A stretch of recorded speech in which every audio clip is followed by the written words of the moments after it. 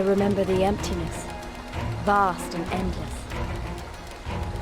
The Azim Steppe, home to countless roaming tribes.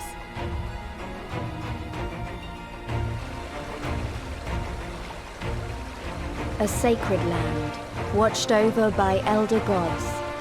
Here, we would find Doma's salvation.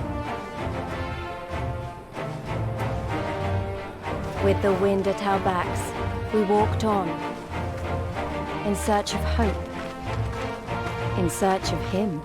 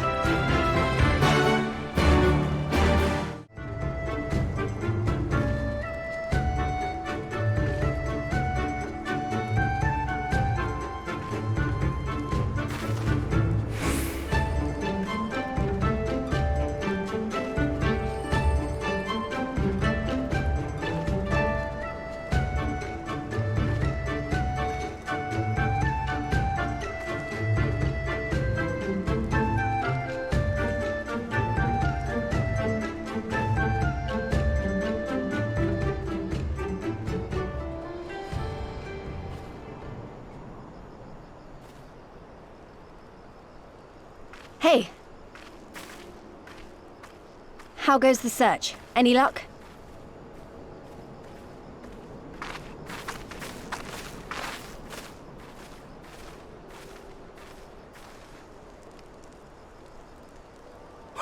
What fortune to meet a friend of the young master!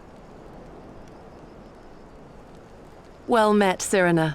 If you have an inkling as to the current whereabouts of Lord Hien, we should be most grateful for your assistance.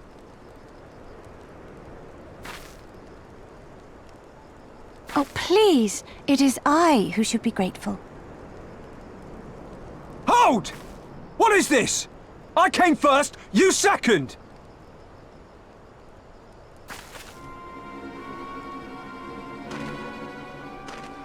Know you to whom you speak? All people of the steppe should. Or have you fought so much that you have forgotten the face of your superiors? Superiors? I spit on your superiority, little prince! Twisted and mad as sand devils your kind are!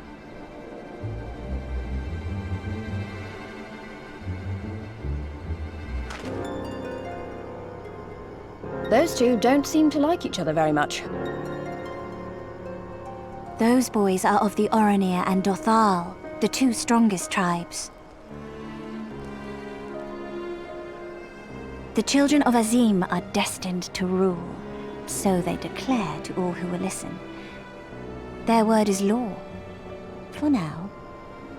Grand, flamboyant fighters, but deadly, very deadly. He prances as a horse, as do his brothers after their many recent victories. The Undying Ones too are strong, fearless, and vicious. They often reigned in the past. Now they are sorely tested.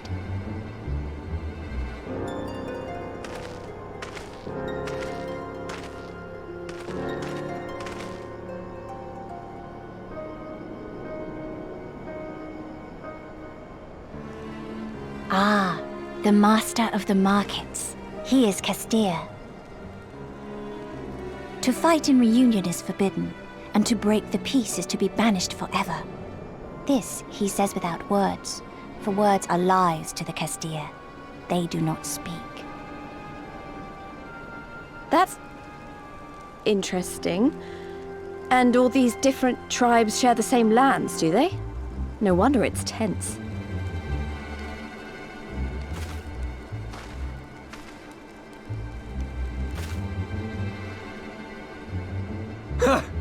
I shall look for you on the field at the Naadam. Mark my words! As shall I. Mayhap I shall take 11 more Dothar heads to make a dozen with yours. I look forward to the day!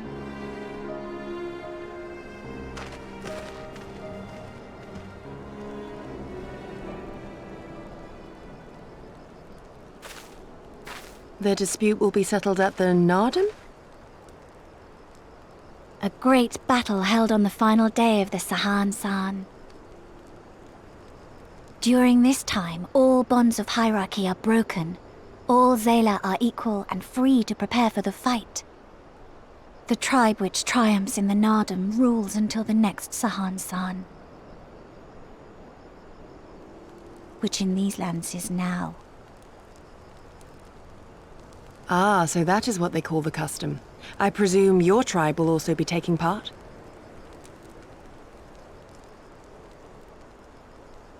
Not all seek the Dawn Throne. Some are satisfied with their lot. Others, like the Castir, have reason to remain neutral. Them all are lambs among wolves.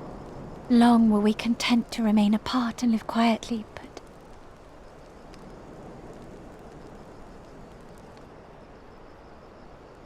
Never mind that. You seek Hien, yes? I know where he may be.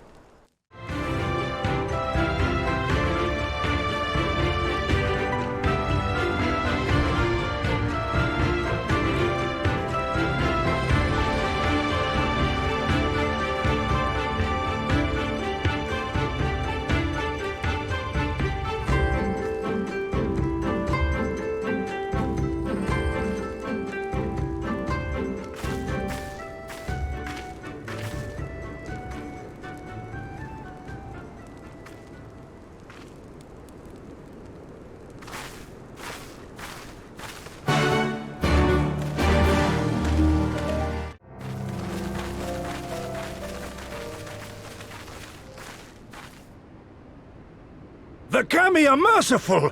My lord Hien, I see you are alive and well. Ah, you are come sooner than expected.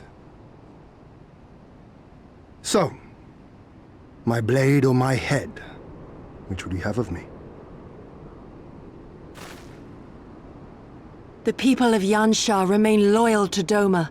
I have seen the fire in their eyes. They are ready to rise up and fight. The time is ripe, my lord. Return with us, blade in hand, and lead Doma to freedom. Naught less than liberty will suffice, then. A pity. It will prove far more difficult to deliver than my head. But if my people wish to pursue an impossible dream, then who am I to deny them?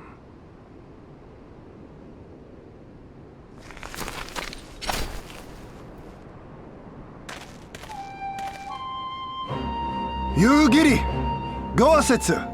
And, The scions of the Seventh Dawn, my lord. Good and true friends who opened their hearts and homes to us when we fled to Eorzea. Far across the sea they have journeyed to stand with us in the fight for Doman liberation.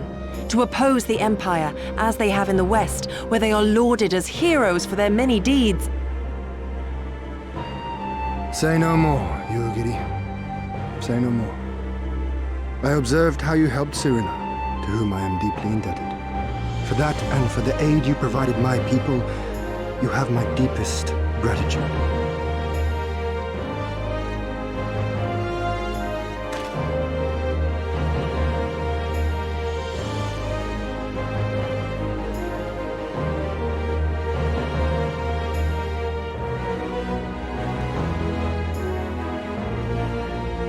There is no doubting your strength nor your character. It would be my honor to fight by your side.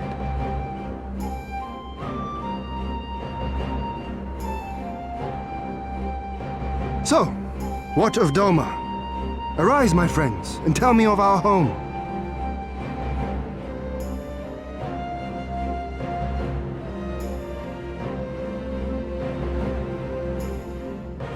I have made my decision. You, Ghiri, I bid you return to Yansha and take charge of our forces in preparation for my homecoming. As for our esteemed guests, I would ask that you remain here with me. I sense you will be a great help in the coming days. Your will is my command, my lord, but how much longer do you intend to stay? Oh, only until I have won the contest. I mean to return at the head of the Xaela army.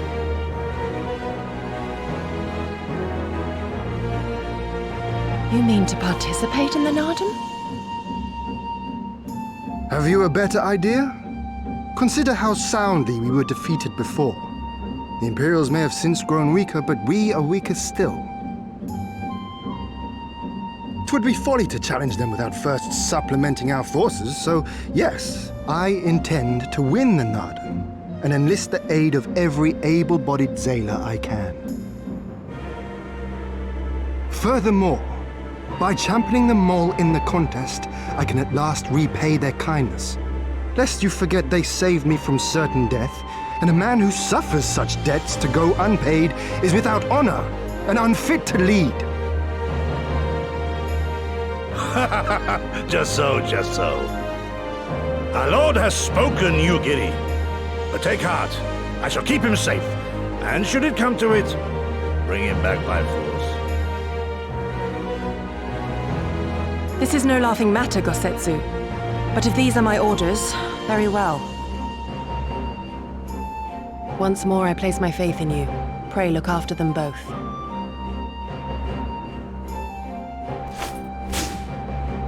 Looks like it's up to us then. Though it does seem a bit risky. Isn't Hien meant to be the next king of Doma or something? So they say, though in truth I am but a pale reflection of my late father. All the more reason to entreat your assistance.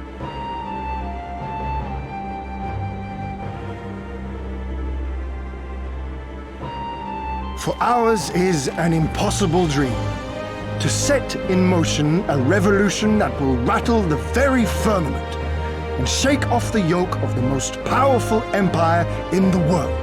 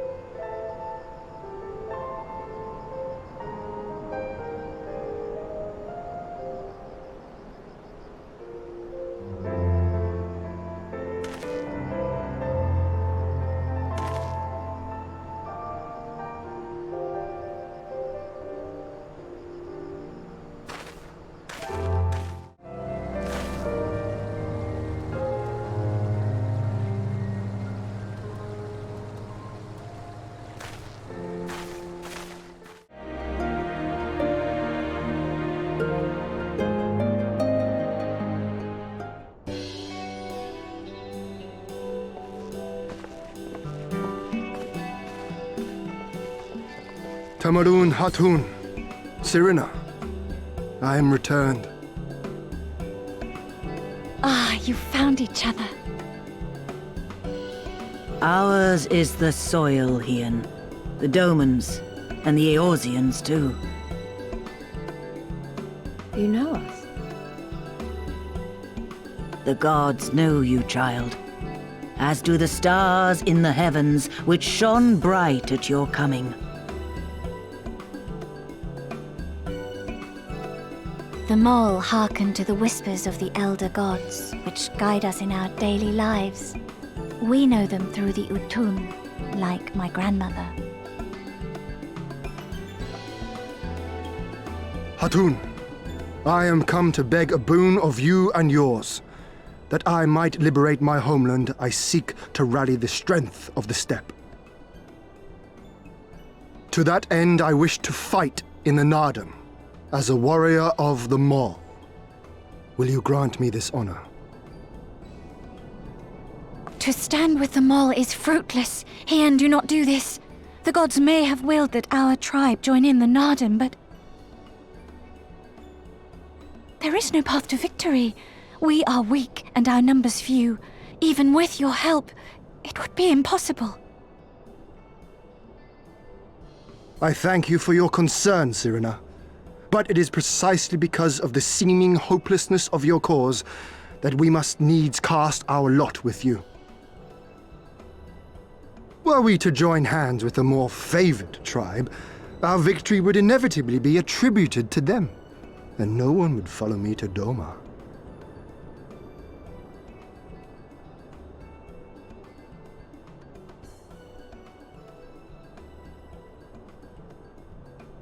"'Twas the gods' will that we fight. Mayhap this too is their design. Hear me then. As Hatun of the Mole, I invite you all to join with us in the Naadam.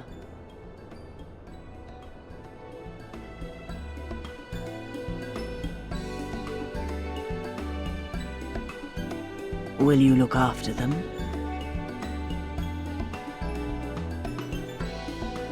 Come with me, friends. There is much I would show you.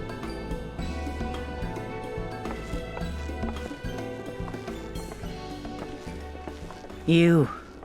wait. I would have words. A singular radiance, shimmering, like a jewel of the Dusk Mother, blinding in its brilliance.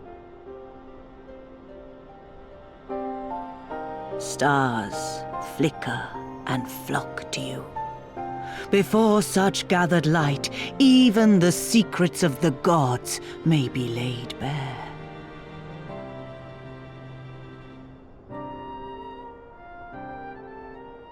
Some are fated to rise in grace and glory, others to falter and fade, though not from memory. Both will be your strength and salvation come the end.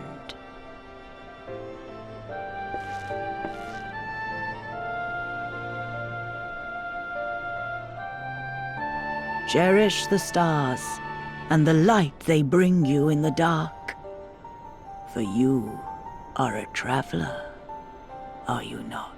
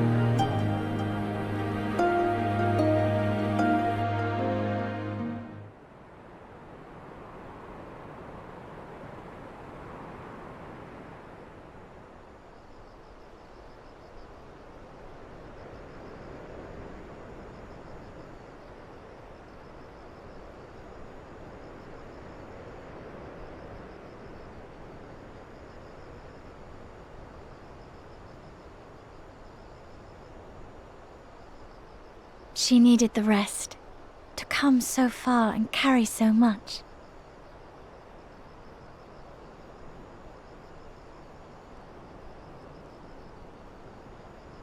Hien and his friend, too. Strange that they should vanish so soon. Ha! Ha!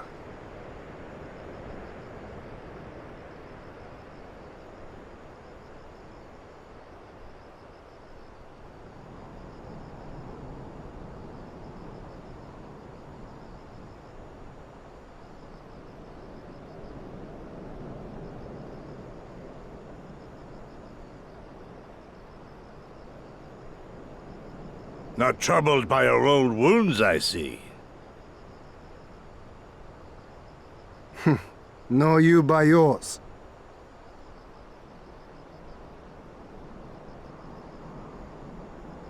I know I should have fled with the others after Father died, instead of blindly fighting on. It was reckless and foolish, and there was naught to be gained from it.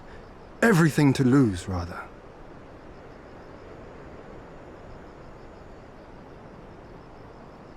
We know no path save the one we walk. I myself am in no hurry to meet those who have gone before. Not while I have still to make amends.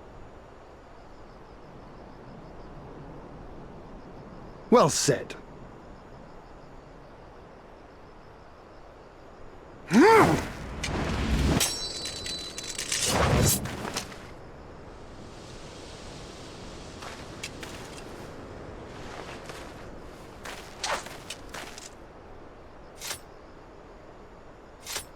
You are none the worse for your time in the wilderness. On the contrary, I would say you have improved.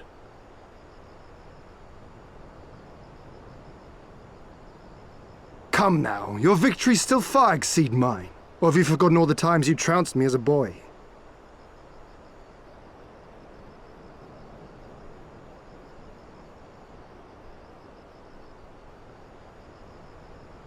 I feared I would not see you again.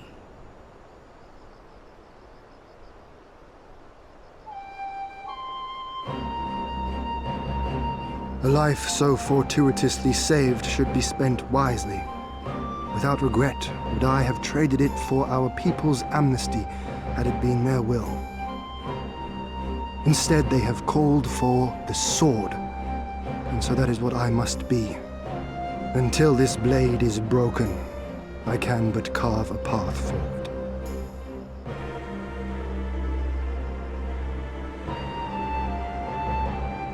Were you truly so concerned for my well-being? You never showed it when we used to spar.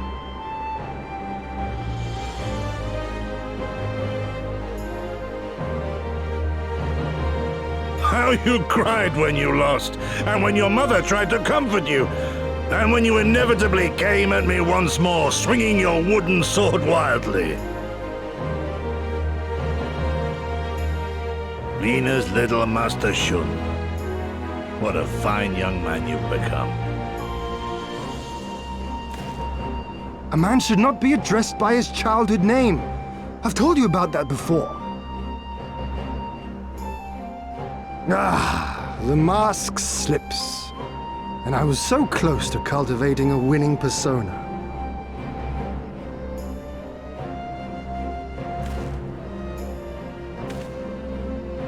There will be opportunity enough for putting on airs after you have returned in triumph to Doma. Now is the time to show our true character.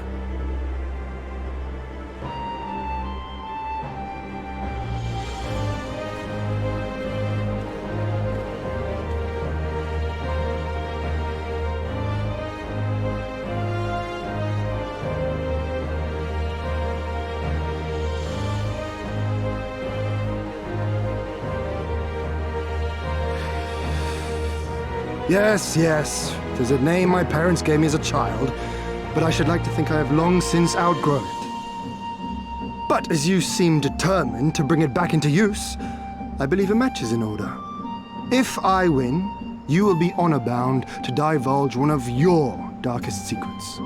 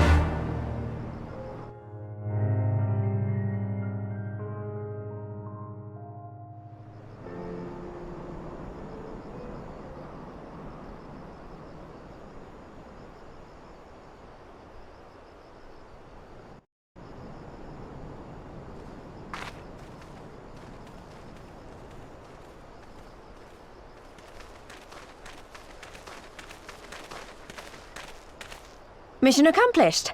Everything still in one piece? More or less, aye.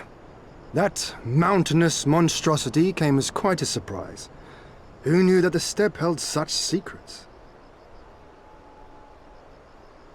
I see the two of you emerged similarly unscathed. Well then, by my reckoning, there is naught left to prevent us from taking part in the Naadam.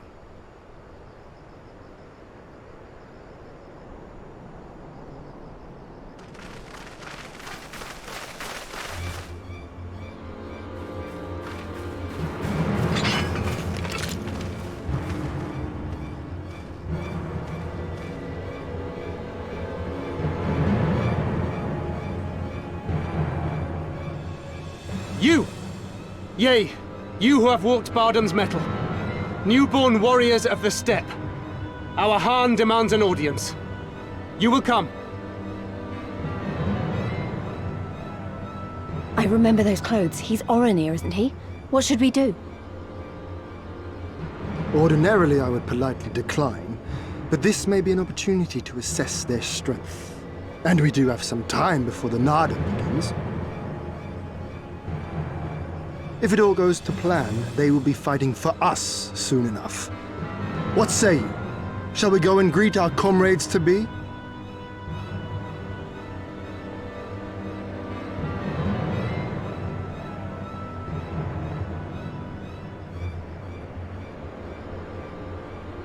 Whatever happens, we shouldn't keep Cyrano and the others waiting.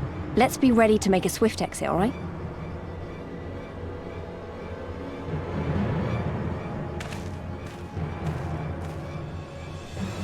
We accept your Hien's generous invitation. Lead the way.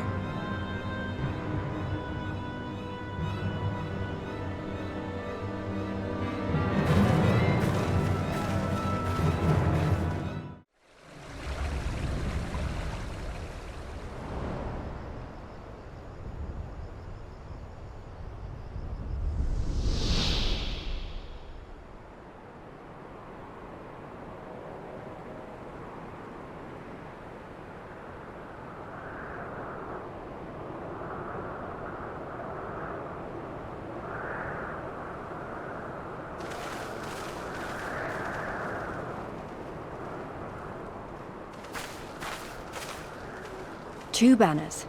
So it's not just Oronir we're dealing with.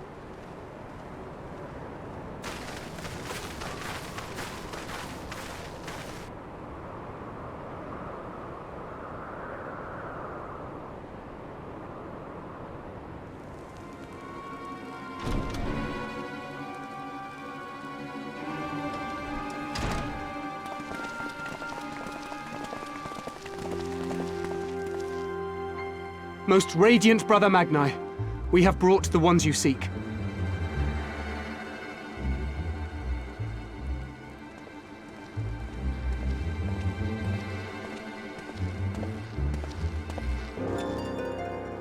You conquered Bardam's Mettle.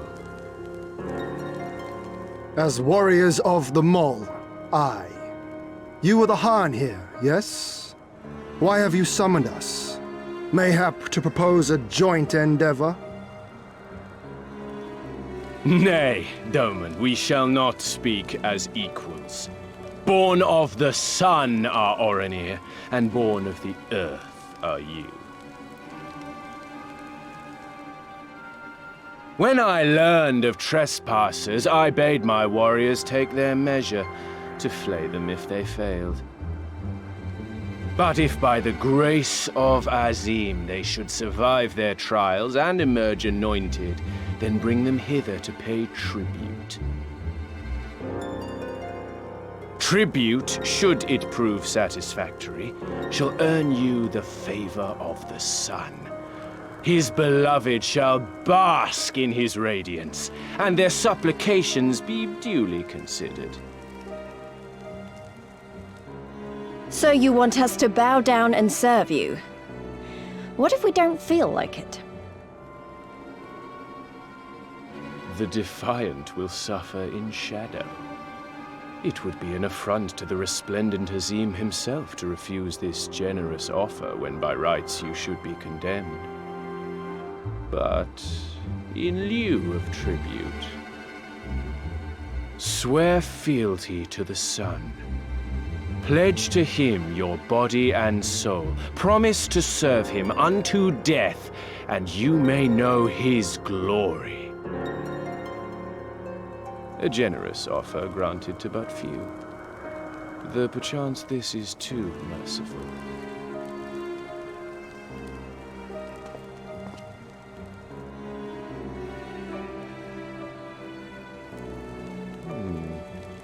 It seems our brothers of the Boudica want you. The men only. Like the Borlak and women. Though you know them not either, I'm sure. No matter. All you need know is that you will serve, one way or another.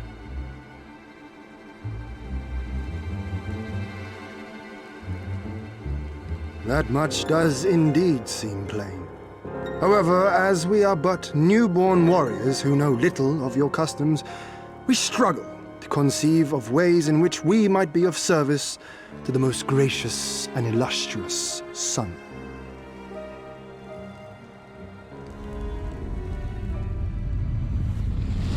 You make mock of us, Doman. Do not do so again.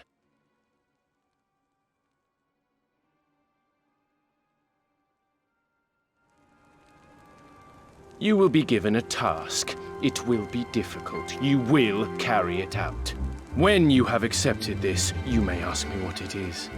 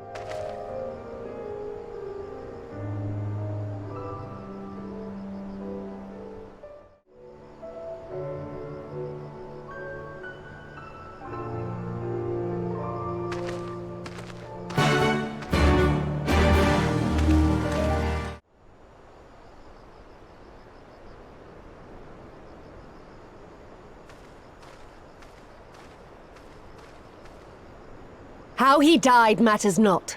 Gesa was a great warrior. He will return to us in time. Not soon enough, Hatun. The Naadam is nearly upon us. Mayhap we should counsel restraint until after. I do not understand. If Gesa is dead, how should he return? Silence! You come to spy on us, knowing naught of our ways. We know you are fearless, and that you are called the Undying Ones. That is true. None are braver than the Dothal, for we do not fear death. With death, a warrior must dance boldly, fearlessly, for thus does his soul burn bright. Then, in death, his soul shines white, exalted. The flesh rots, but the soul endures. And ere the seasons have turned, so he shall return. When he is glimpsed in the eyes of a newborn, he is blessed with the same name, that he may grow into a great warrior once more. You mean to tell me these newborn babes and fallen warriors are one and the same? Madness!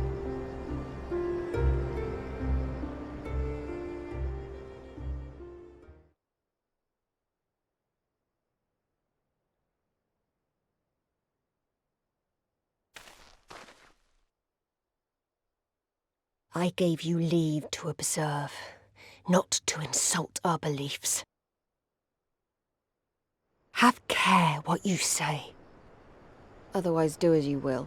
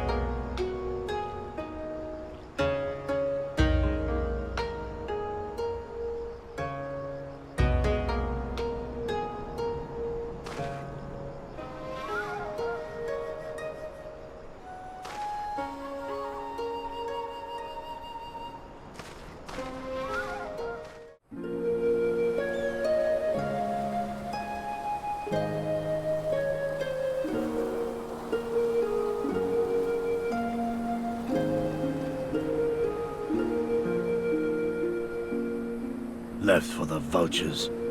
It seems an insult to the man.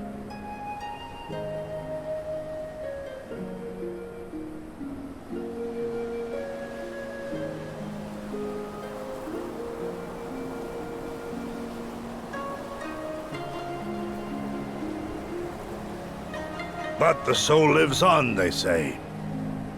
These bodies, no more than empty husks, returning to the earth. Seen through those eyes, I suppose the sight is almost comforting.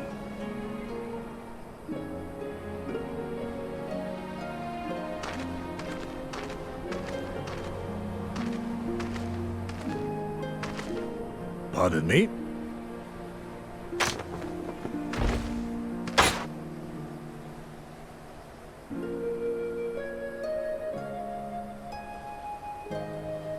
When first I heard the tales, I could not help but scoff. Another queer tribe, I thought, with still queerer customs. Yet having borne witness to their rites, I cannot deny there is a certain logic to it all. A samurai will die for his lord without hesitation or regret. But this is not because he delights in such sacrifice. It is because he has faith that his death will serve a higher purpose. There is an awakening in that instant, when the heart sings, and the blood burns, and his soul finds peace.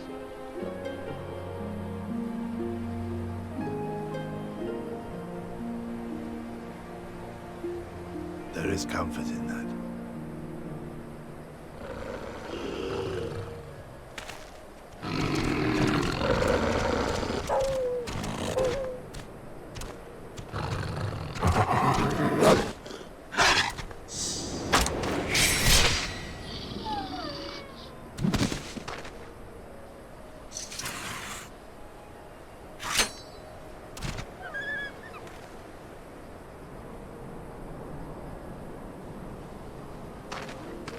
Nay, we dare not permit ourselves that luxury, my friend, tempting though it may be.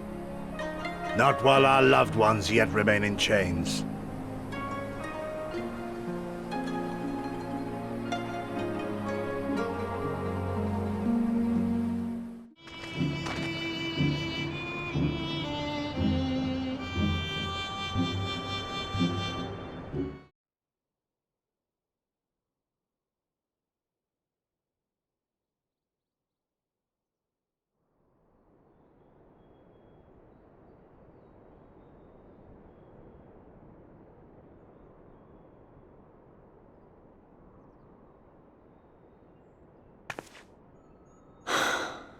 Well, if there is a way out, I can't see it. Shame we didn't learn much before they locked us up. 'Tis little wonder the Oranir won the last Naadam. These people leave naught to chance.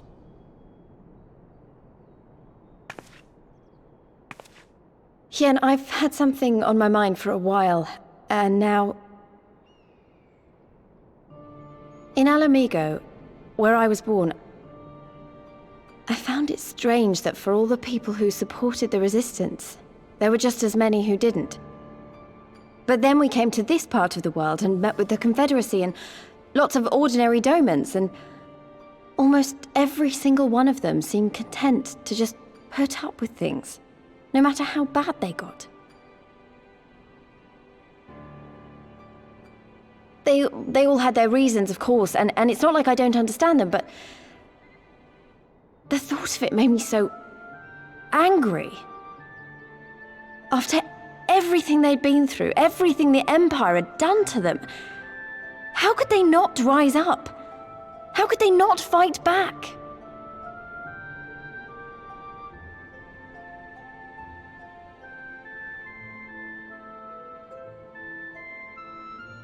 People are pragmatic creatures at heart. They hold on to hope only until they taste true hardship. Then comes fear and regret. Safer not to dream. they concluded last. For even should a day go by without some new disappointment, the next will only bring more of the same, and so they choose the more sensible option. They learn to abide the indignities and injustices, the pain and the shame, to accept them as normal. Such is the lot of most men. One cannot expect to spur them to action at a moment's notice.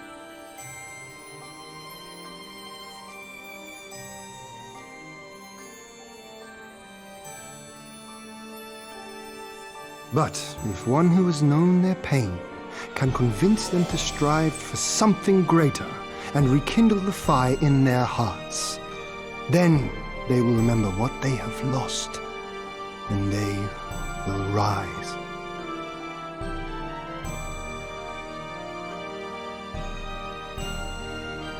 I had someone like that once. I didn't know who I was or who I wanted to be, and he risked his life to show me the way.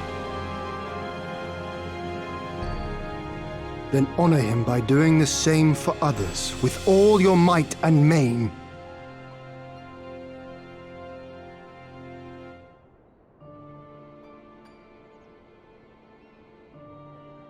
You know, when my homeland fell 25 years past, I was still in my mother's womb. Never have I known a free Doma.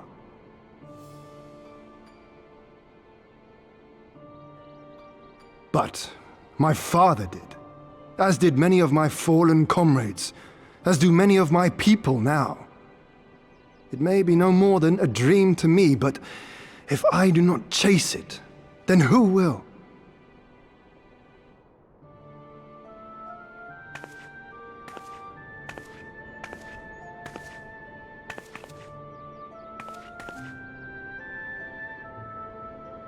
The way you carry it all, you're just the same.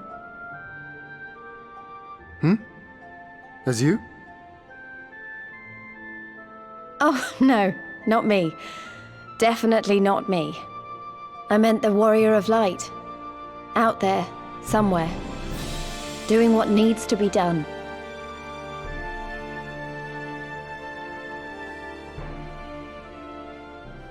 I won't have you put me to shame any longer. I'm going to seize the future I want, with my own two hands.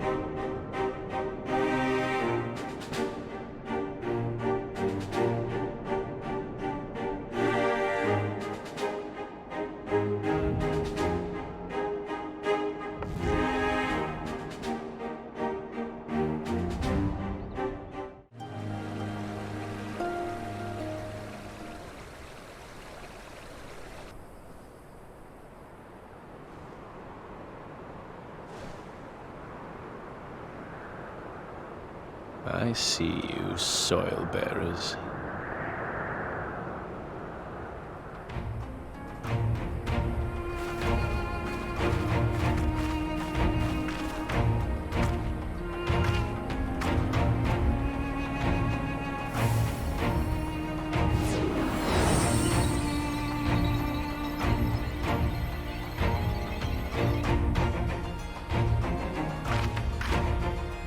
The soil has been scattered, and the steppe reborn!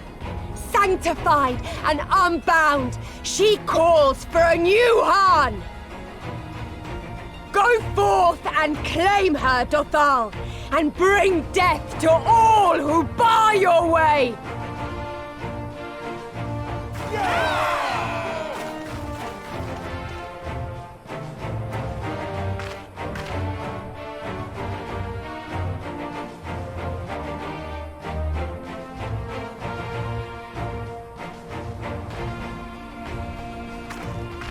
It begins, Grandmother.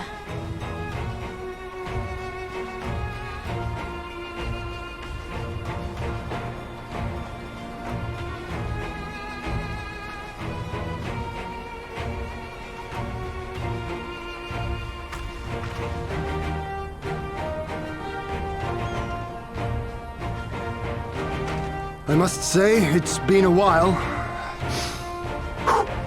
Is everyone ready?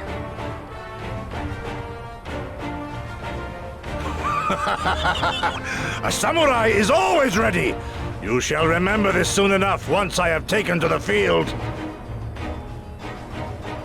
So we take on all comers, and then it's off to Doma. I can't wait.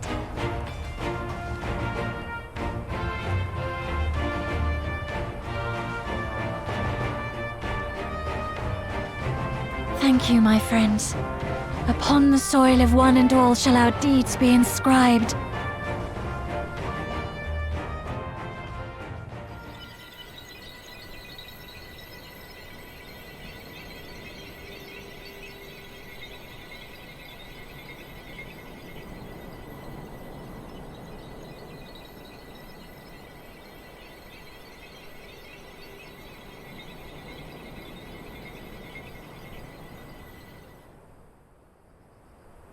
Grant us favor, O Mother of the Dusk, and to victory guide them all!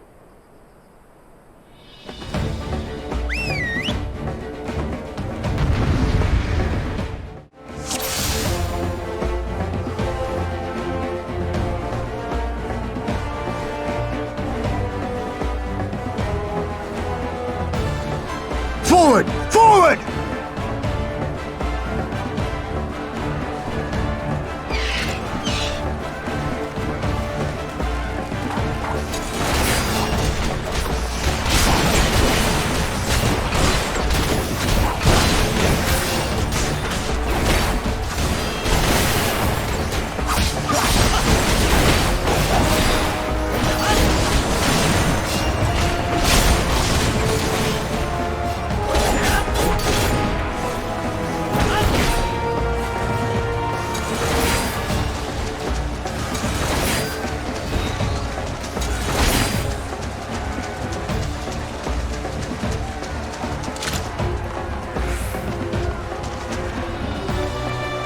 Out of my way!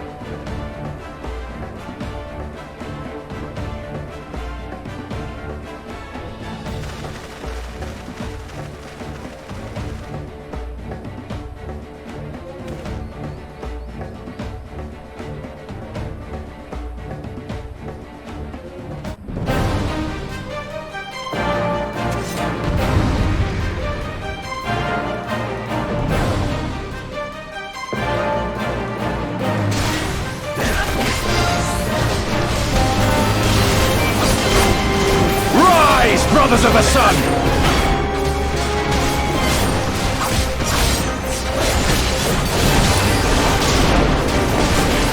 Know your place!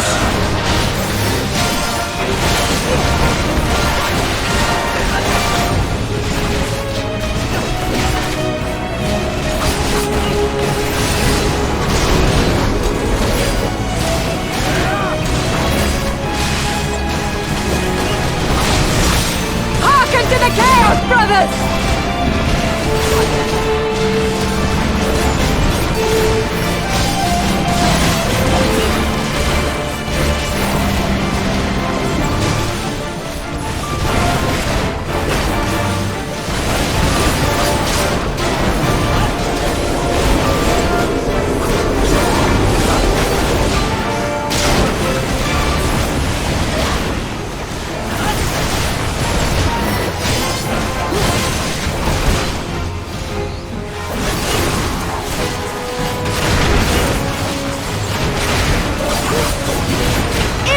Do our souls sing!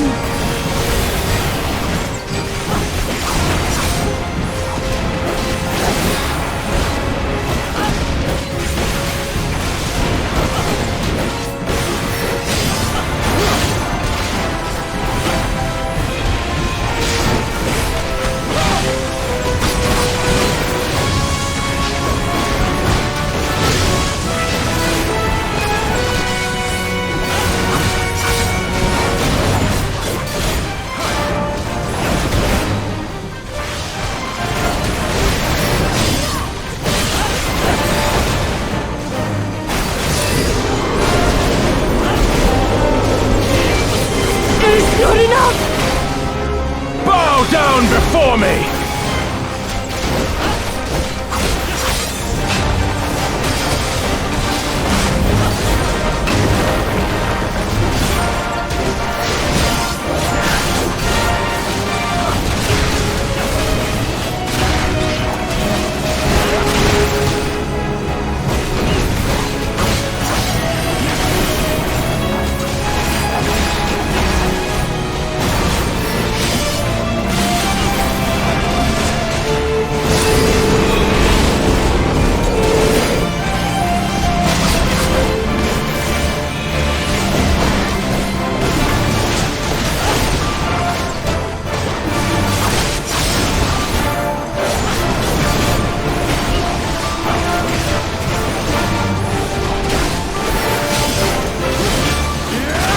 The sun cannot be extinguished.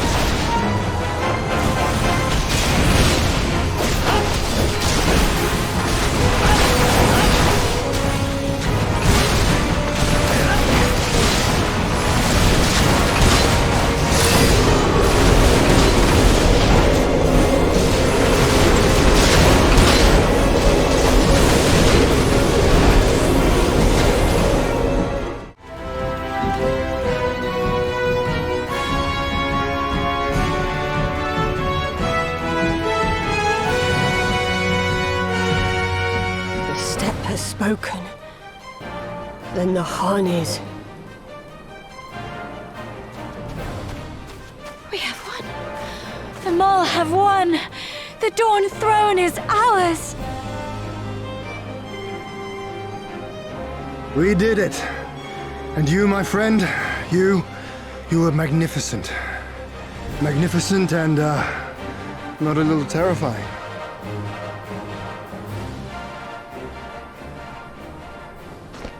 What a strange tale this has become. To think I suffered them to live.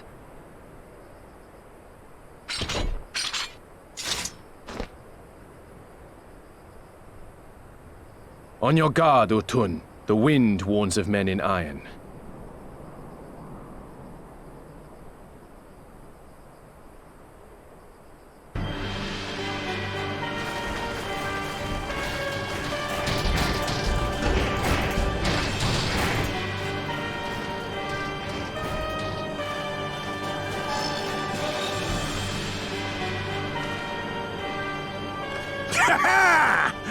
I thought I'd find you here, Eorzean!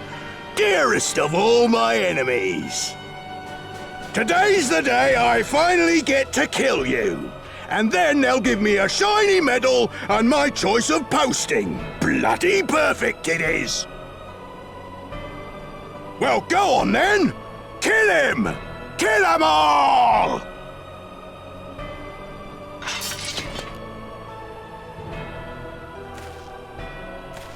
Dearest of all his enemies, eh?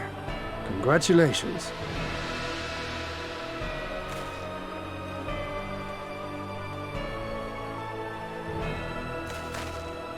Hearken to me, honored warriors of the steppe! Our enemies intrude upon this sacred ground! Have you yet the strength to oppose them?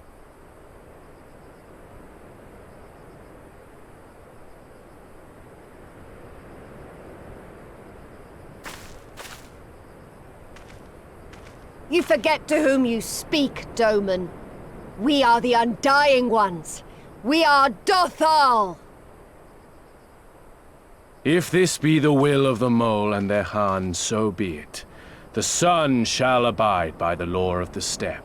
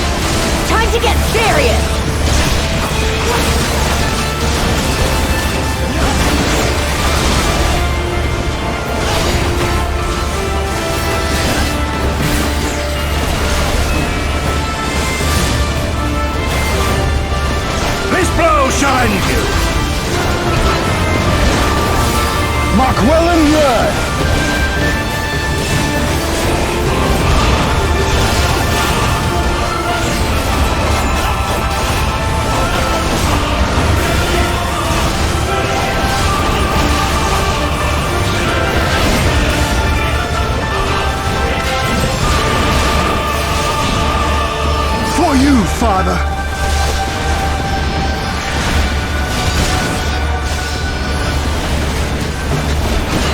Let us be about it!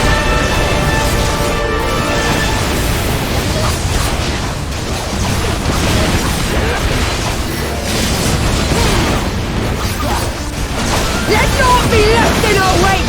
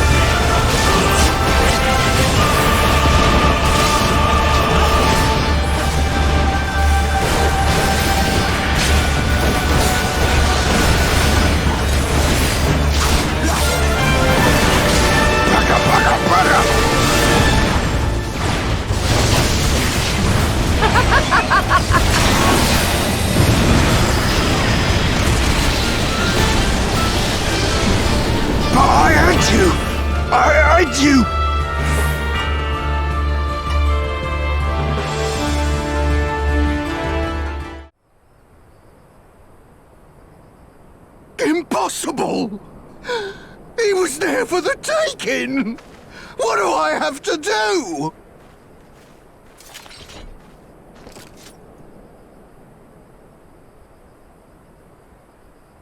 I need more men, more weapons, more power!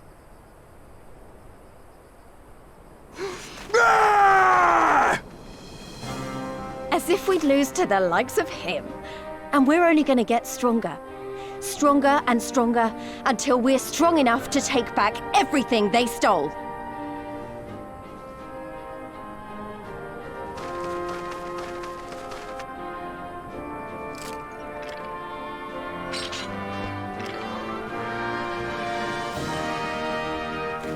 I have kept my promise, Serena.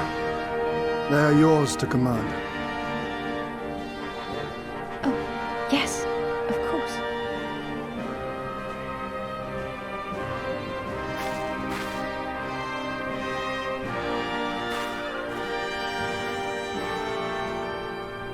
Brothers and sisters of the Steppe, the Naadam is ended, and we Mol now claim the Dawn Throne. No demands shall we make of you, save these. Heed our comrades' words, and honor the law of the Steppe.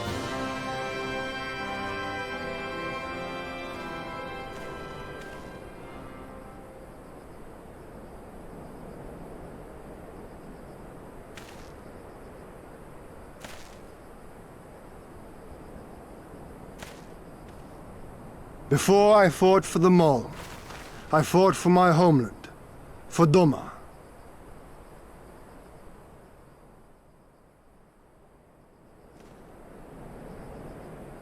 To Doma would you have us go to fight your war and win your freedom?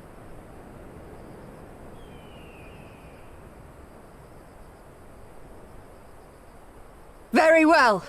The battlefield matters not, nor else the enemy. In battle do our souls burn bright. And better the Mole's law than that of the sun. Arrogant and foolhardy were their pronouncements.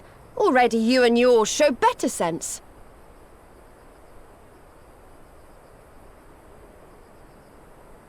The sun shall answer your call, Doman. Wild as the wind the Otun and her brood may be, but they will deliver you naught. We will deliver you your kingdom.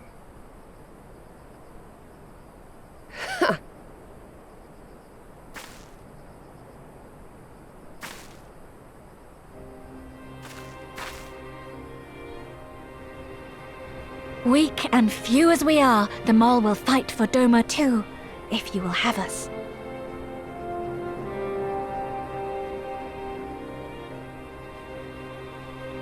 Well then, I believe naught remains but to return to Doma at the head of a Xaela army, my lord. I cannot wait to see the look on Ghiri's face. Nor I. We shall depart as soon as our forces are assembled and rejoin our comrades. And then, my friends, we shall bring freedom to the people of Doma!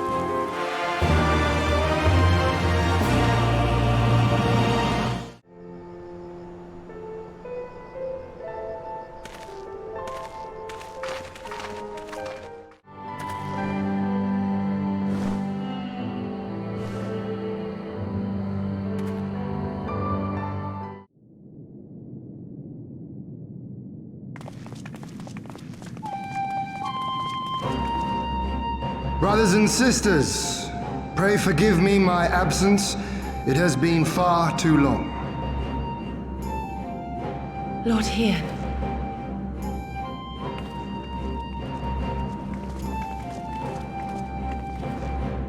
Gosetsu told us of your trials and tribulations on the steppe.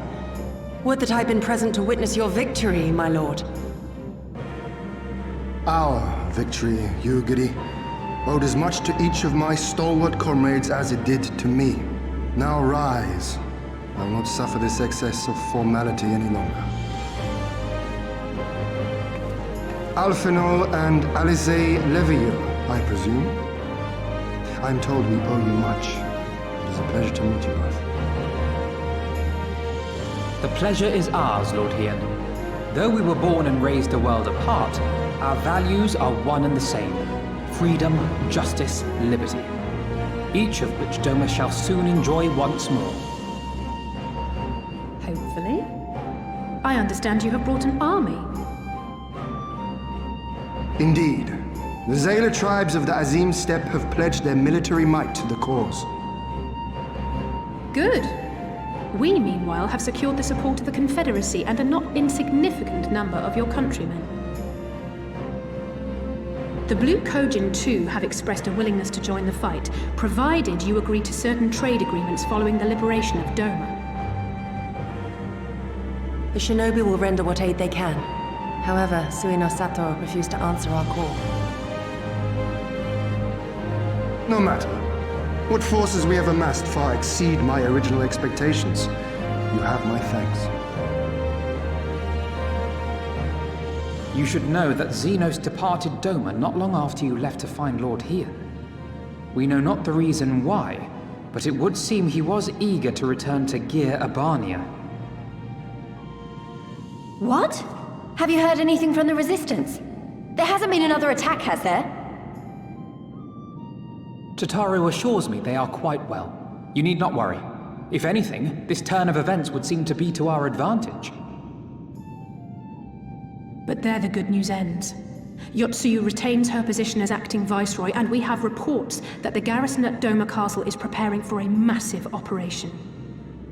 We suspect that the Empire's attempt to eliminate you on the steppe may have been a prelude to a larger effort to purge the remaining pockets of resistance within Doma.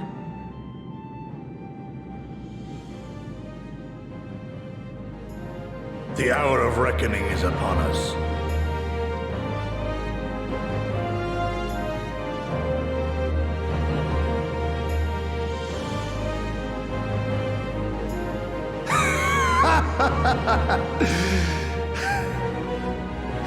The Khan has spoken, and I, for one, am not inclined to argue.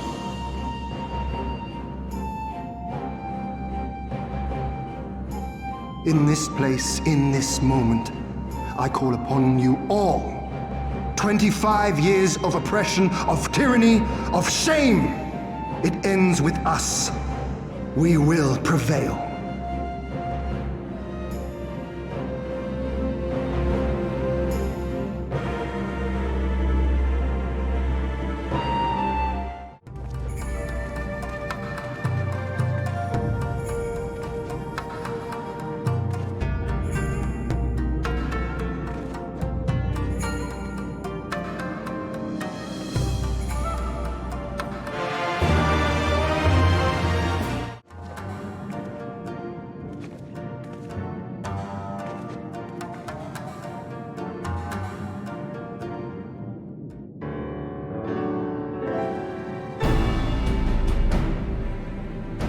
If all are in agreement, I will outline my plan to retake Doma Castle. First, Lys and the Doman Irregulars will conduct a series of raids against Imperial targets throughout the surrounding area, with the aim of drawing the garrison's attention. Shortly thereafter, our Xaela allies will launch a surprise attack on the castle's airborne defenses. In this way, we will prevent the enemy's airships from rendering support and cut off one means of escape.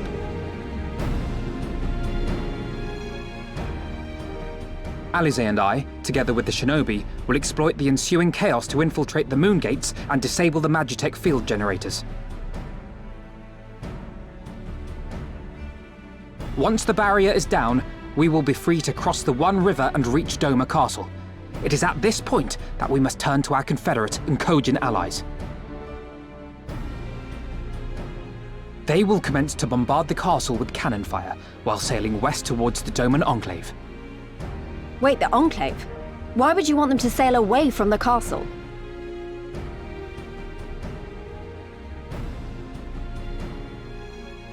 Because the Enclave is home to countless civilians. Once pressed, the Imperials may well think to take them hostage, and I would fain forestall any such attempt.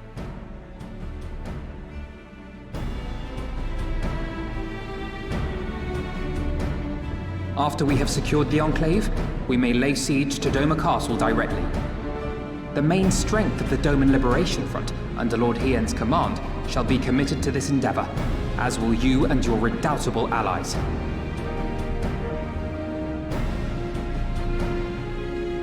The rest is simple. We scour the castle for the Viceroy, we find her, and we subdue her. Without their leader, what remains of the Imperials' morale will crumble, and they will surrender or attempt to flee. And Doma will be free.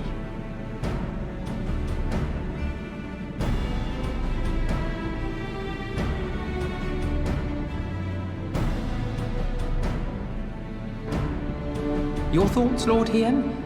If any points were unclear or gave you cause for concern, I should be glad to go over them with you.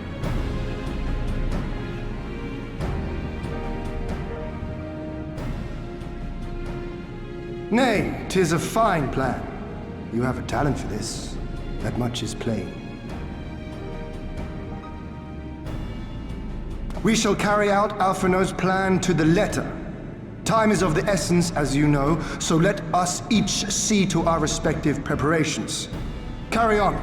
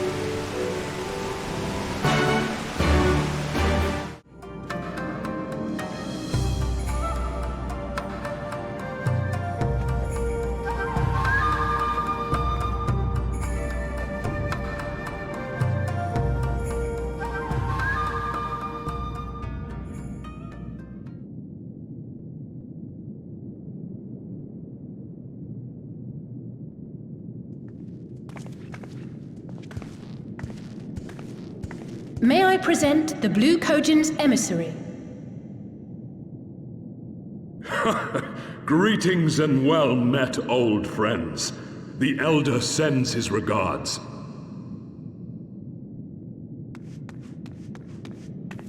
Raubahn, it's good to have you with us.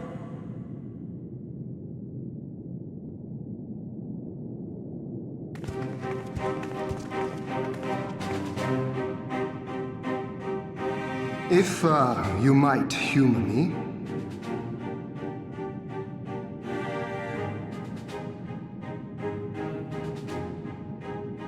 Thank you for coming, Solomon. Doubtless you have already been informed of our plans and the role we would have your people play. However, I seek your counsel as a Khagan of the Blue.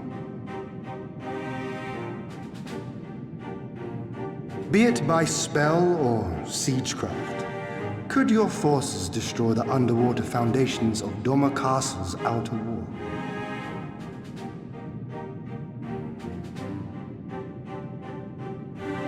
Explosives coupled with a few incantations. Yes, that might produce sufficient force. Such a thing could indeed be done. Then I wish to revise the plan. Instead of assisting the Confederacy in securing the Enclave, I would have the Khagan advance upstream beneath the water and breach a segment of the outer wall. I mean to flood Doma Castle.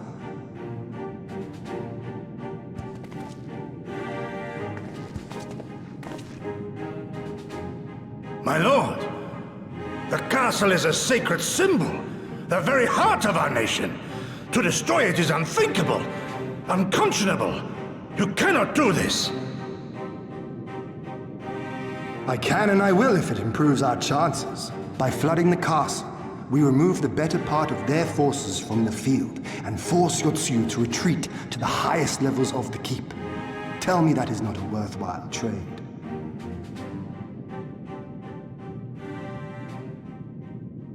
But my lord, that castle was entrusted to you by your father and his father before him. I say to you again, it is the heart of our nation. Stone walls do not a nation make, my friend. Her people do. And as long as we yet live, we can rebuild. So let us only think of this battle, of victory here and now.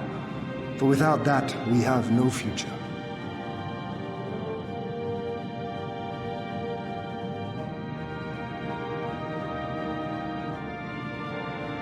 I see that you are resolved, Lord Hien, and I would not presume to gainsay your decision. I will inform the Elder of your revised strategy and instruct our sappers to make ready. Our preparations are all but complete. Once we receive word from our Khagan allies, we shall set our plans in motion. We shall fight, and we shall prevail.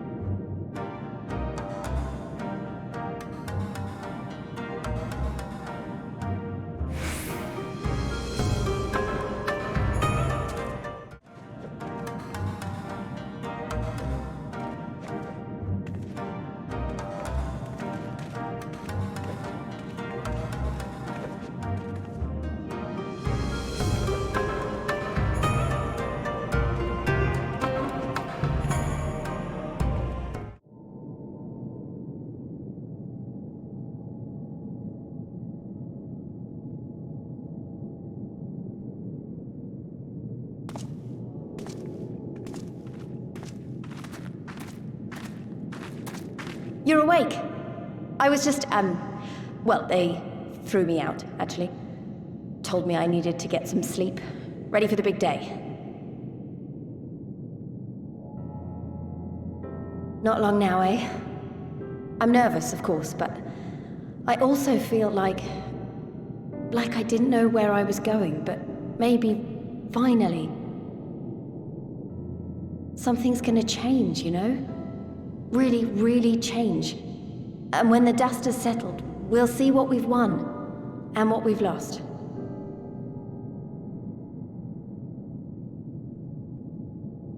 I'm going to give it my all tomorrow.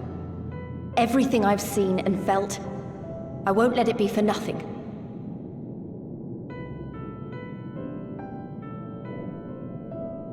Right, off to bed. Don't want to overdo it, and neither should you. Oh, but before you sleep, you should look in on Elfino and Alize. Quietly, of course.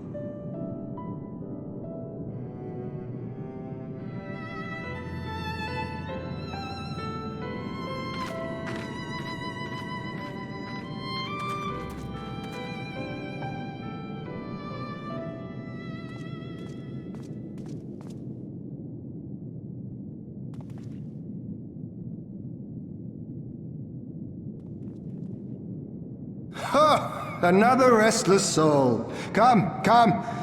Raise a glass to freedom.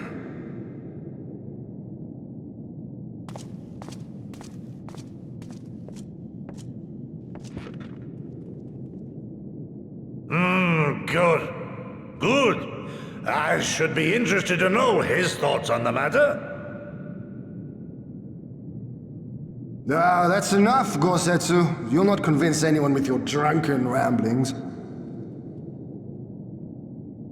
We've talked about this, all of us. We are flooding the castle tomorrow, and that's the end of it. I know. I accepted your decision, and I do not intend to go back on my word. Nevertheless, as the battle draws near, I cannot help but recall our many travails, and it fair compels me to speak.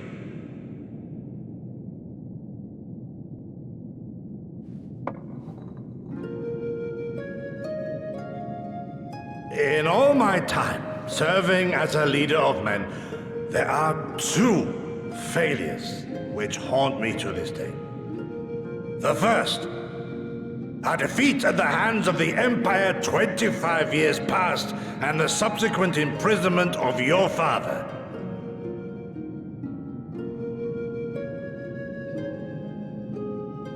Long did I consider offering up my life in atonement, until Lord Hien allowed at last to receive visitors called for me, of all people, for my unborn child. He said, "For my dearest Shun, live."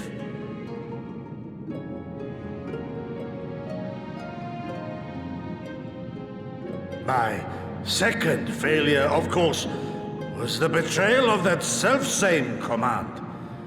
When in the rebellion I failed to protect not only Lord Hien, but Lord Hien too. That I yet live, having known such disgrace, is an affront to the Kami themselves.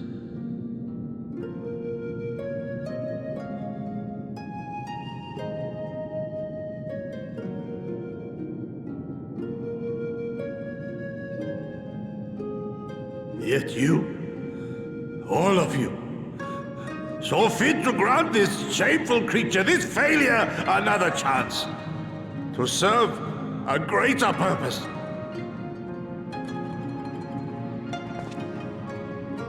Thank you for pitying an old fool.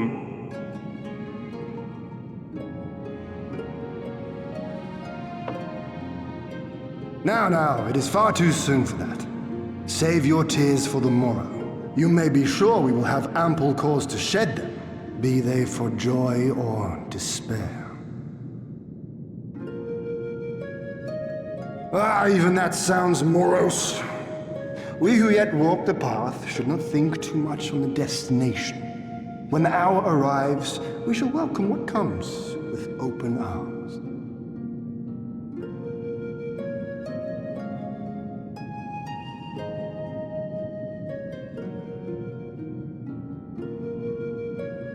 He is right about one thing, though. We have you and yours to thank for this chance. All debts will be repaid. On that you have my word. But first we must live past tomorrow, no?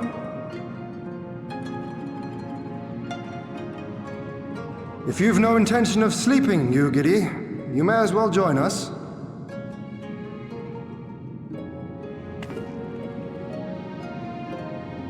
Forgive me, my lord. I did not mean to... if that is your will.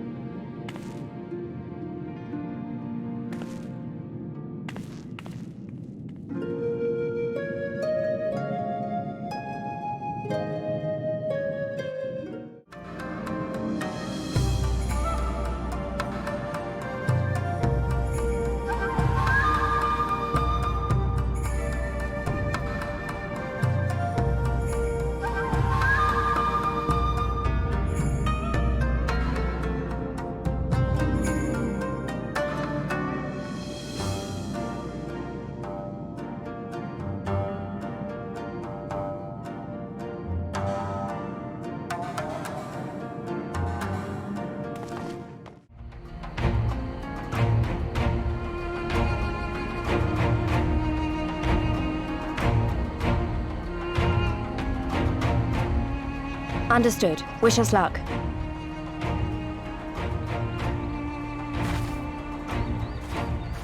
Right. You all know what you have to do. Are you ready? Yes. Ready to show them what a good job they made of breaking us.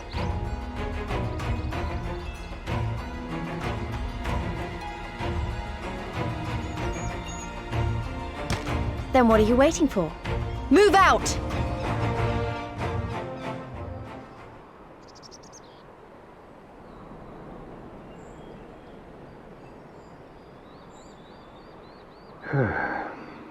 Why must we waste our time guarding this blasted...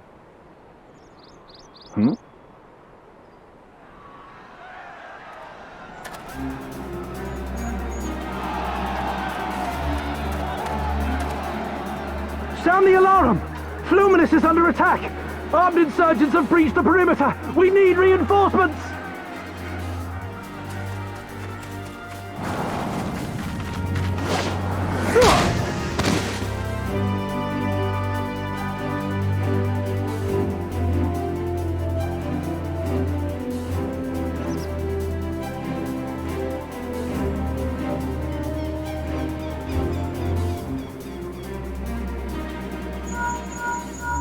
This is Lee's. Imperial forces converging on our position.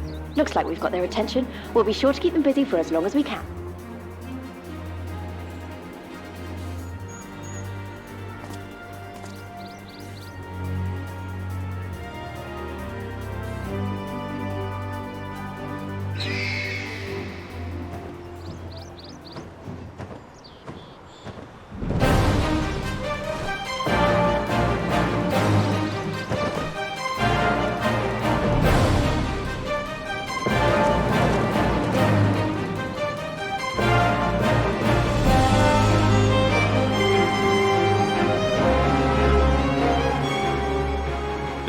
War!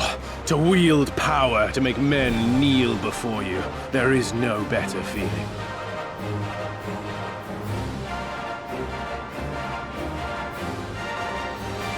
A pity I must share this pleasure with a feral dog of a Dothal. Preening, Oronir! You fear that you will put the sun in shade! Those are for you. Go! Claim your prey.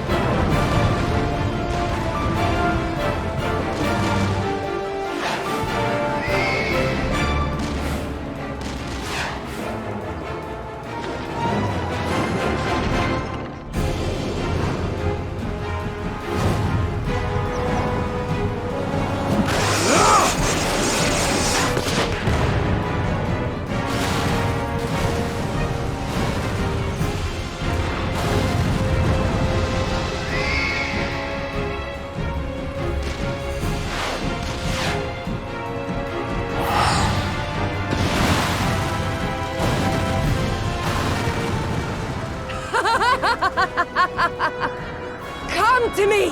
Come to your death! With each that falls, my soul soars higher!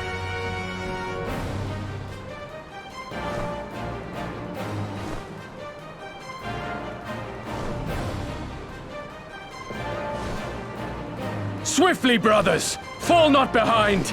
Make an offering of their steel to Father Azim!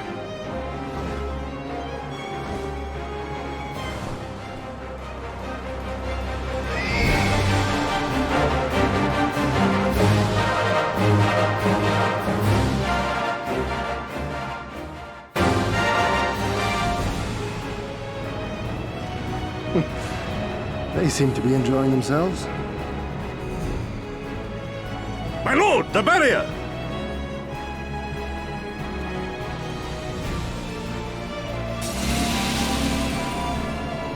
That it should fall so soon! Truly, our allies seem determined to surpass each other.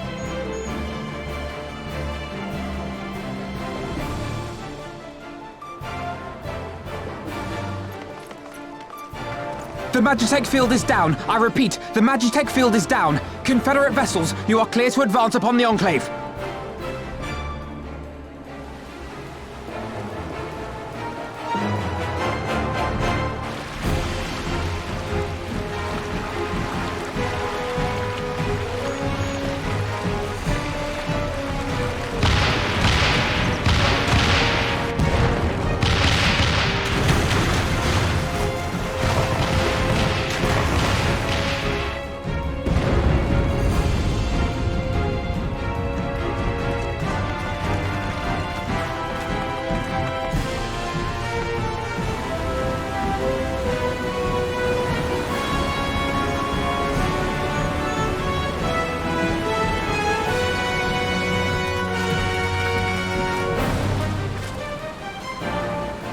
The wall is breached. The Kojin too will not be outdone. Our allies have set the stage. Now we must take the castle. With me!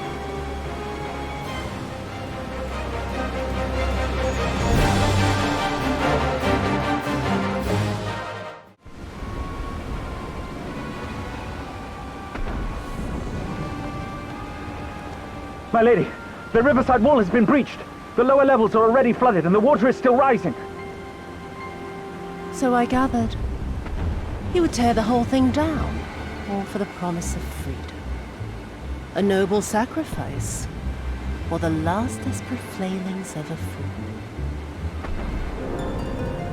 Speaking of which, how fares my brute? The procedure was carried out as instructed by Lord Owleth. By all indications, it was a success. Is that so? Then he may yet be of some use. Devotees of vengeance should rightly pursue their cause unto the bitter end, don't you think? Their hearts aflame with passion until the last few embers fizzle and fade, leaving naught but ash.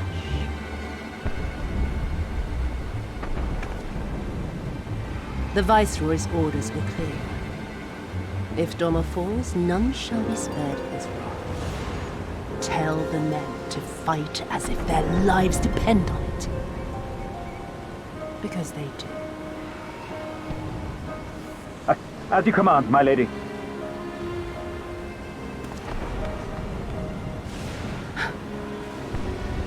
Again they come to make you kneel, to make you grovel and suffer. But you have endured their worst and survived. You know their tricks. They will not find a flower simply waiting to be plucked.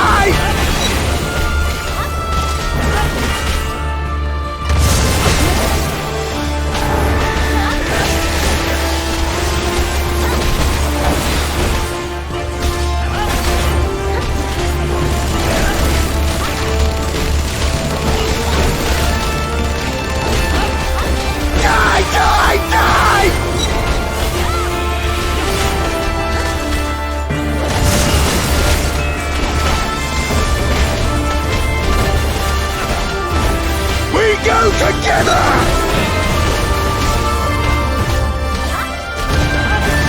Roar, roar, roar!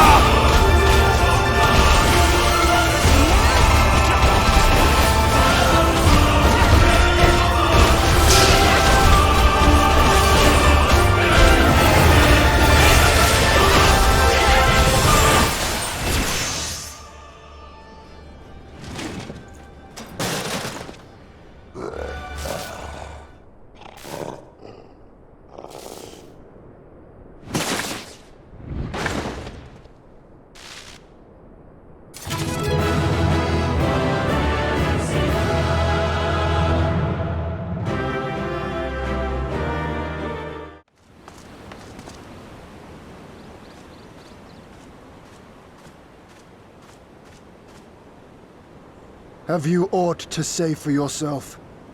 For what you have done to our people? Your people?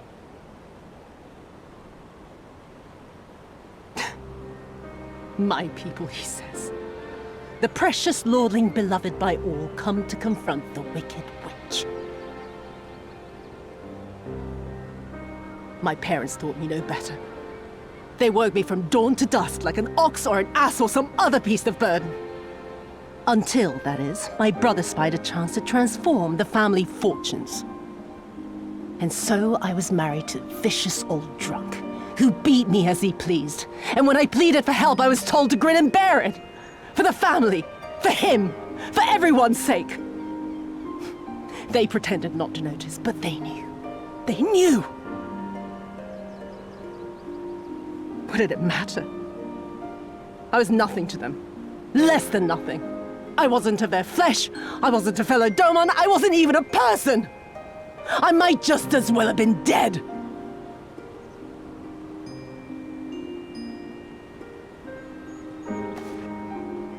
And then my husband passed away one day. And so I was sold off yet again to pay his debts. But this time, I found a way to live for myself. To survive as a spy for the Empire. Oh, those were the days when the scales first fell from my eyes. No longer would I be a slave to my parents or my husband or the pleasure house. I would be free and receive due compensation.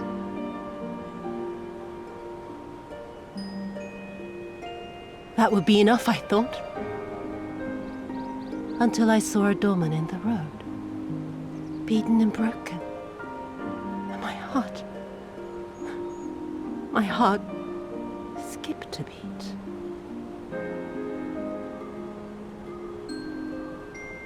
Lying at my feet, groaning in agony, sobbing in despair. Powerless, helpless, hopeless. A vision forever seared into my soul. Oh! There was nothing I would not do to feel that joy again. To bend this cruel, twisted world to my whims.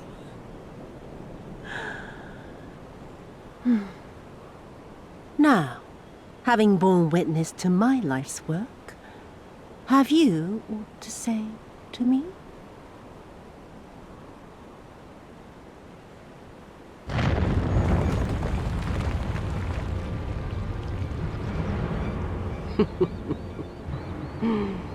"'Twas kind of you to lend me your ear, my lord. But now it is time for us to conclude our little tete-a-tete with a final game of chance. Who shall stand, and who shall fall? Let the die be cast." This was her plan from the first, to bring the keep down on our heads!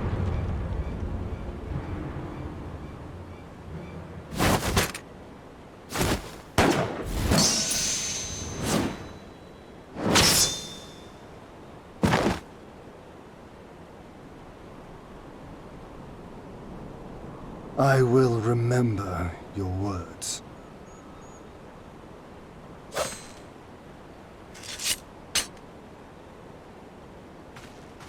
We must flee. Order our forces to withdraw.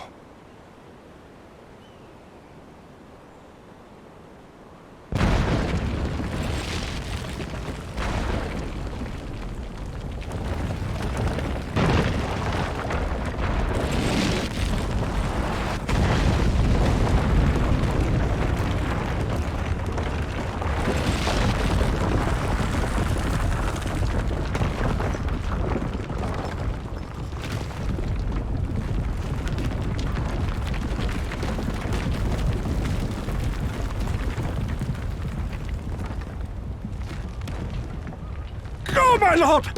While you still can! I cannot hold it forever!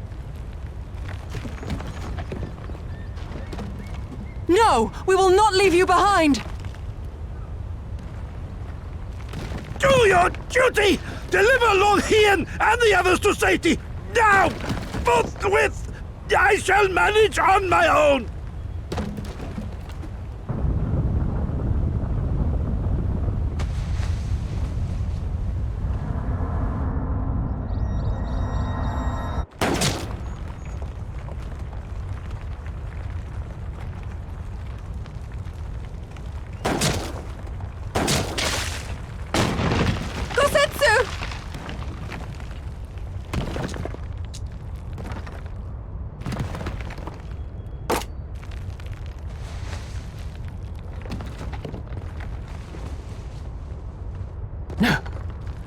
No one leaves.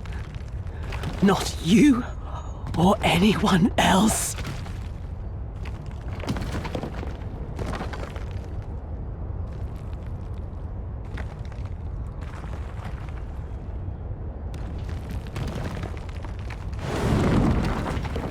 "'Tis naught this old frame cannot bear. Go now, all of you! The day is won, and the morrow beckons!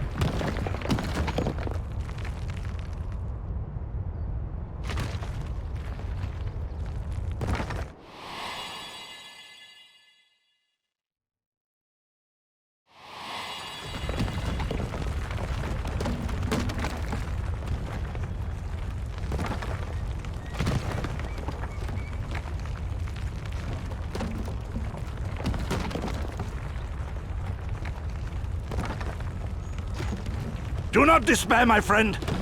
Never before have I felt so alive. My eyes unclouded, my purpose clear. This is right.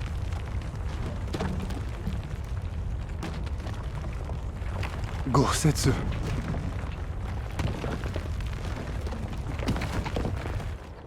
You never failed us. Not once. You served my father faithfully. And I'm a better man for your guidance. And the Doma we built together shall be better for it too.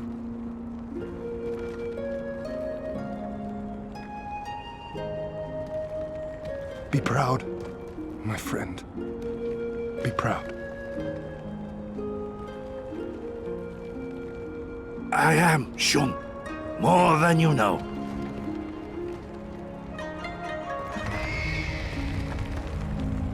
Hien! Hien!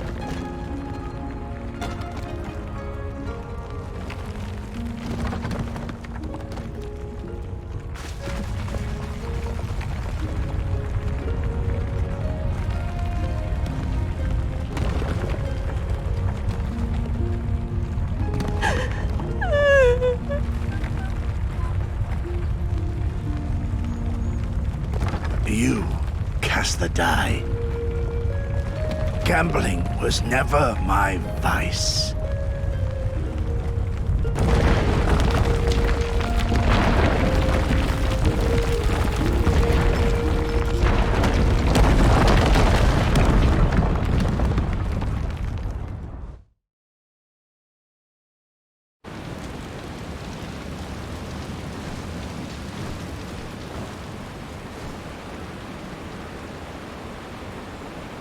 How merciful the gods that I should find you in time.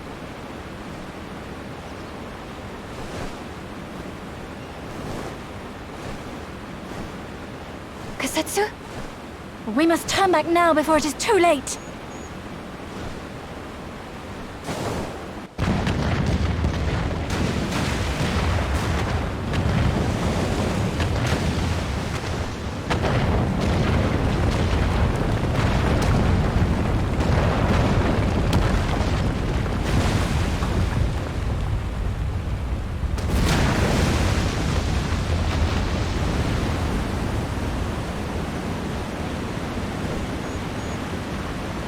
Eyes forward, Cyrano. That was his wish.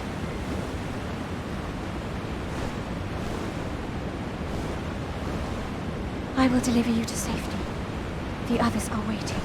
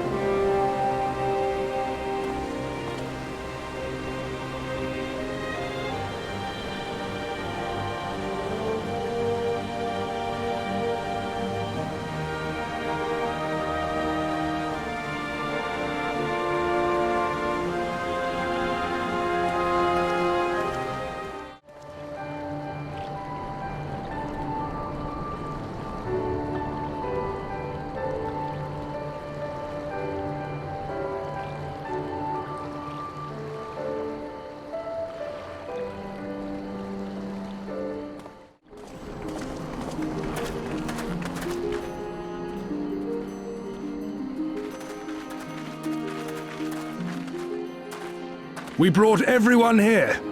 You were the last to arrive. I see. Thank you. We owe the Confederacy a great debt. I have waited 25 years for this moment. You owe us naught.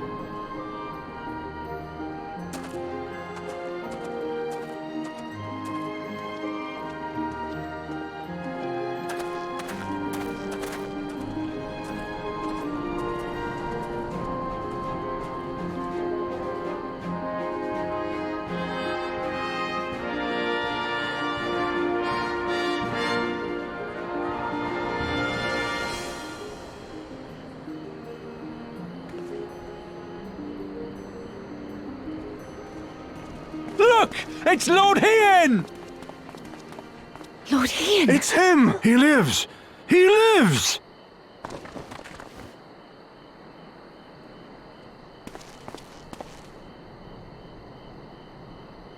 Some few words of encouragement would not go amiss, my lord.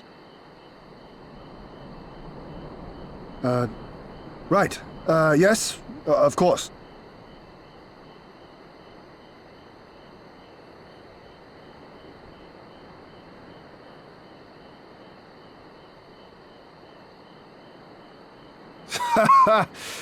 Hearing you say that, I find my courage somehow renewed. Much obliged.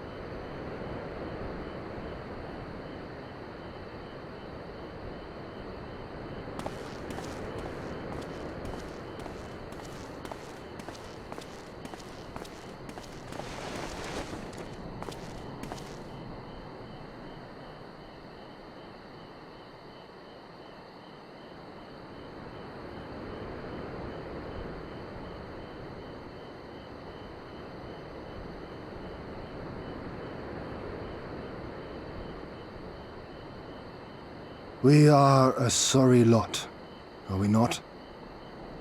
Tired, dirty, stinking of blood and sweat and ash. A people pushed to the point of breaking.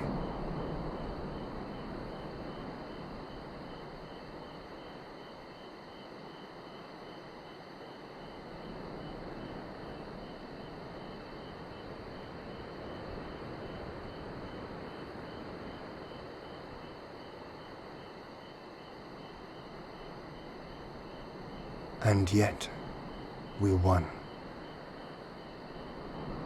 The perseverance to endure decades of oppression.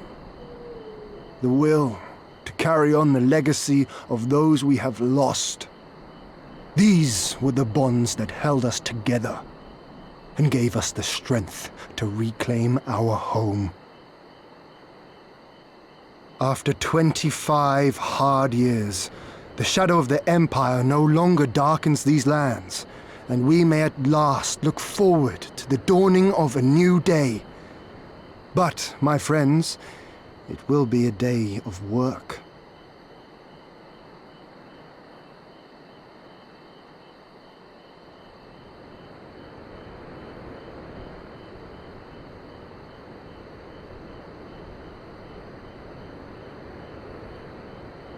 So I ask you, have you yet the strength to stand?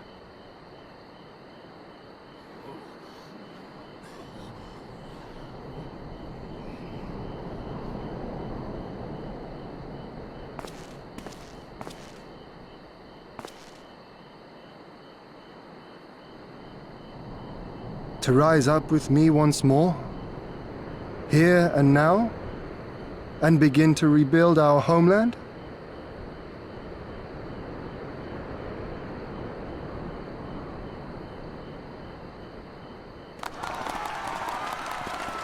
Lord Hien! Doma! Doma!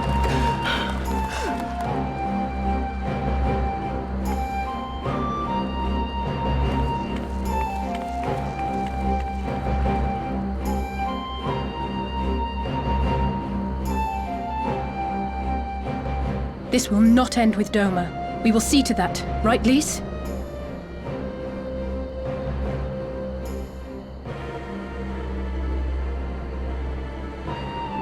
Right. Indeed, this is but the beginning.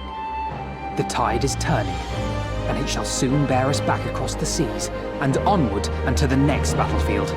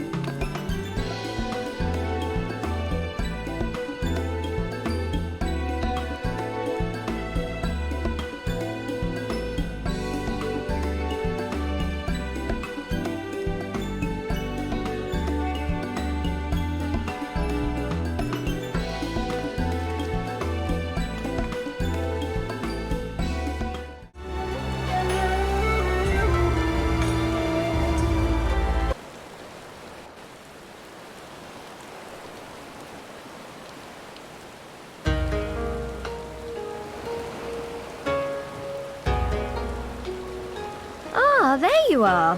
All packed and ready to go? To the best of my knowledge, yes. Apologies for the wait. The task of tying up loose ends invariably takes longer than one allows. Happily, however, all now seems to be in order. Then there's nothing left to do but to board the ship. Do try and enjoy the journey, won't you? It may be your last chance to rest for a while.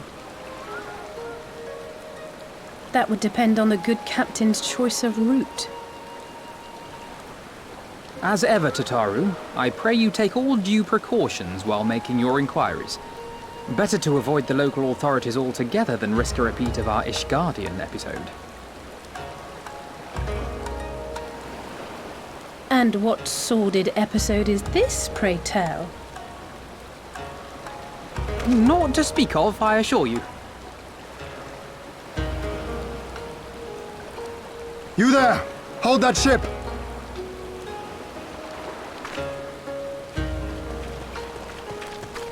What are you two doing here? Shouldn't you be in Doma? Shouldn't you? You left with nary a word. I half wondered if I had done something to offend. Upon learning that you had departed for Khagan, we immediately resolved to give chase. Our comrades can manage affairs in our absence, and it seemed the least we could do. You mean you came all this way just to say goodbye? That too, aye. But there was something else I felt I had to say. You helped us win our freedom, and for that I cannot thank you enough.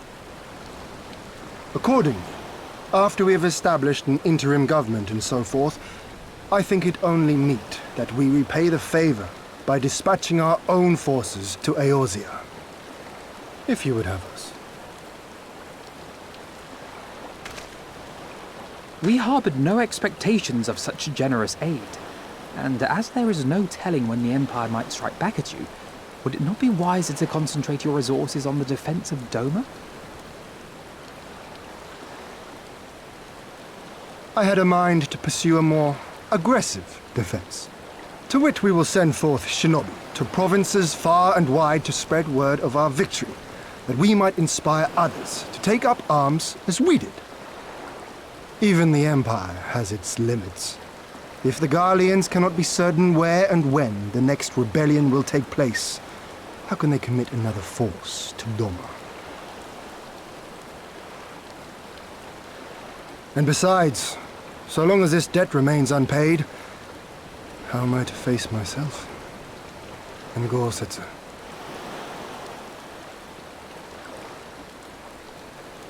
As you wish. I will relay your offer to the Eorzean Alliance.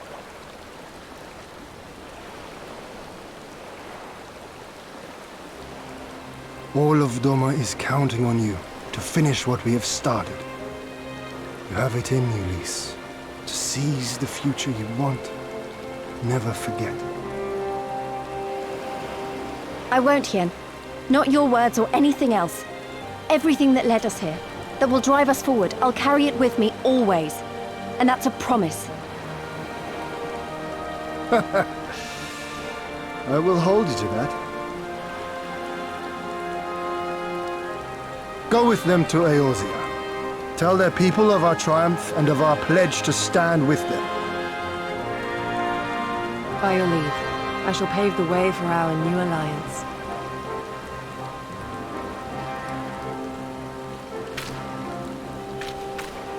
Hurry up, you lot! The ship's about to weigh anchor! It seems our time is at an end. Go well, my friends, and may we meet again beneath a western sky.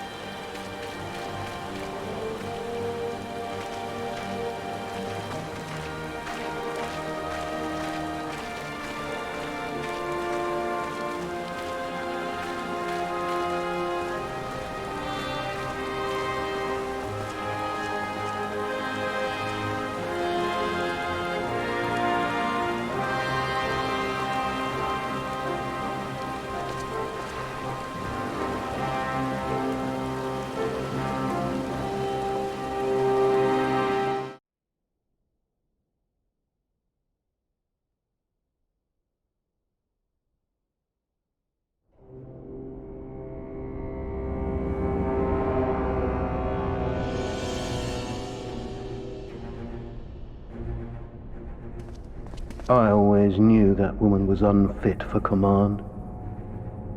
Aye, when you think of all the resources we poured into that hole, and for what?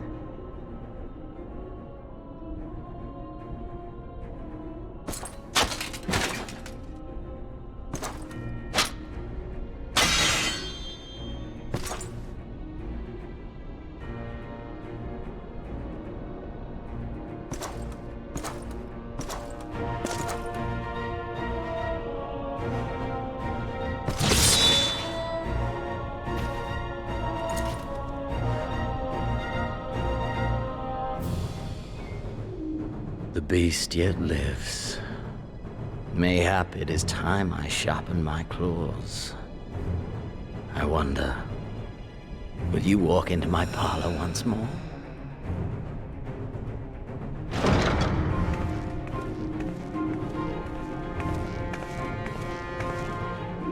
For Dolorem Lupus, come at the command of the Lord Viceroy to present the prisoner taken by the Cranie Lupi.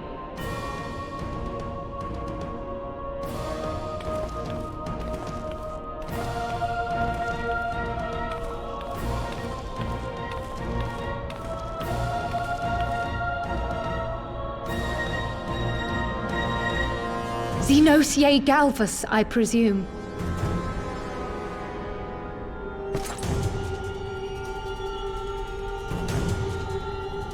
It's true what they say. You do have the eyes of a monster. A ravenous, insatiable fiend.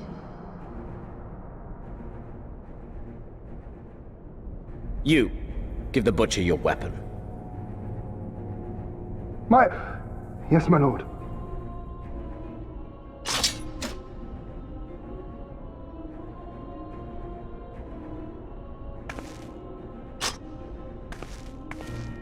My lord, this is... A reward given in recognition of your service. I trust it will prove more capable than its former owner.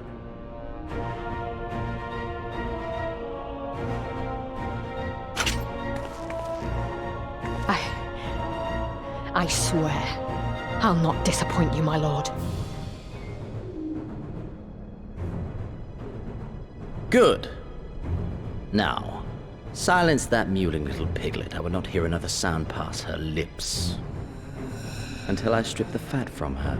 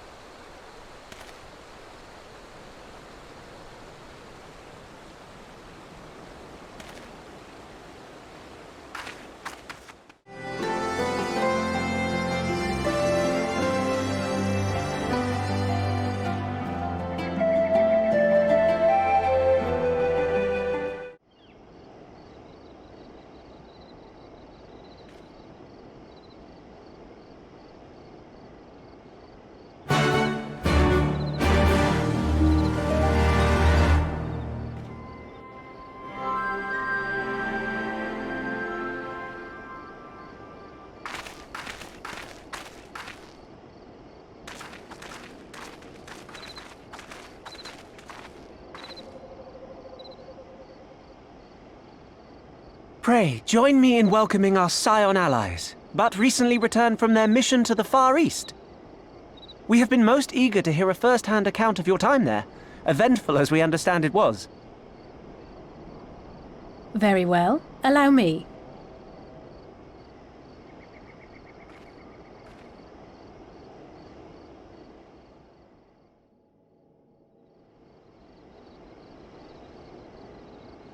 Such victories are rarely won without sacrifice, but the prize is worth the price.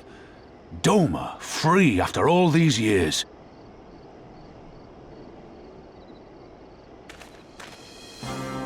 Bloody hells. Flooding their own castle for a better chance at victory. We could learn a thing or two from that lad. Our agents report a flurry of communications between Garlemald and Ala-Mhigo in recent days. 'Tis plain they are in the midst of deliberating their response to the Doman uprising.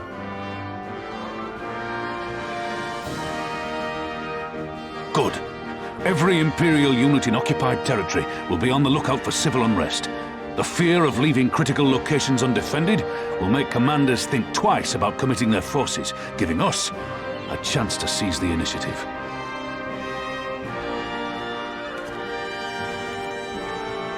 We have a chance, aye. Mayhap the last one we're ever going to get. While we've done our best to rebuild the resistance, the Imperials have only increased their efforts to root out sympathizers. If we keep on playing for smaller prizes, it's only a matter of time before they crush us again. And that we won't come back from. A swift advance seems best for all concerned, not least poor Mistress Kryl.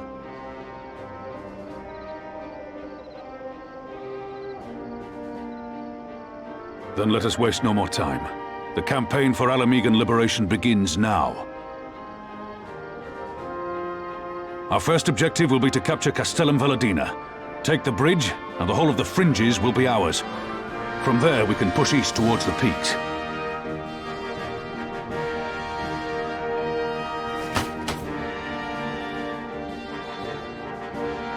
I name this operation Rhalgr's Beacon.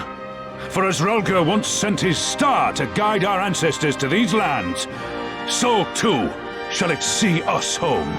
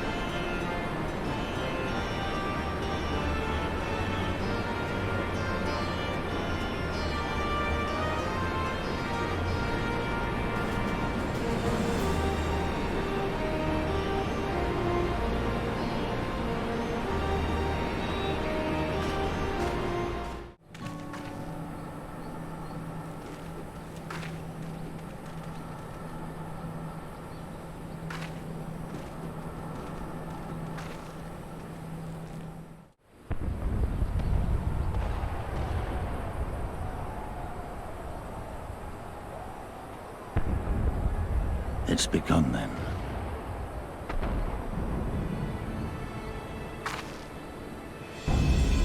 Good. It's the waiting that drives me mad. Standing around, knowing what's to come. I'll never get used to it. Calm down, Nargo. You're making her nervous. We've come this far, haven't we? We just need to make it the rest of the way. Right.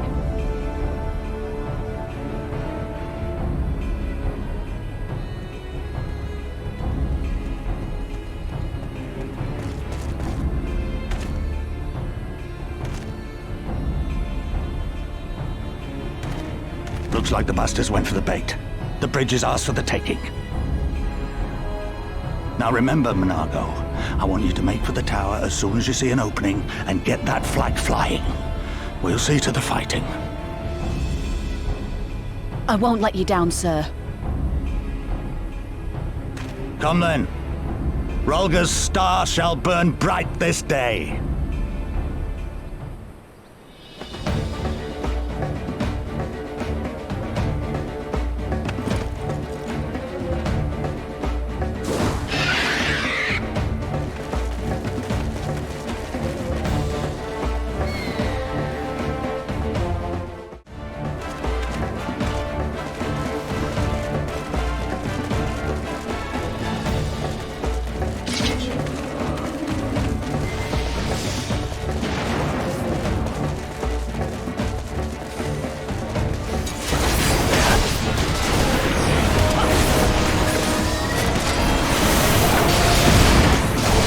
Here it comes!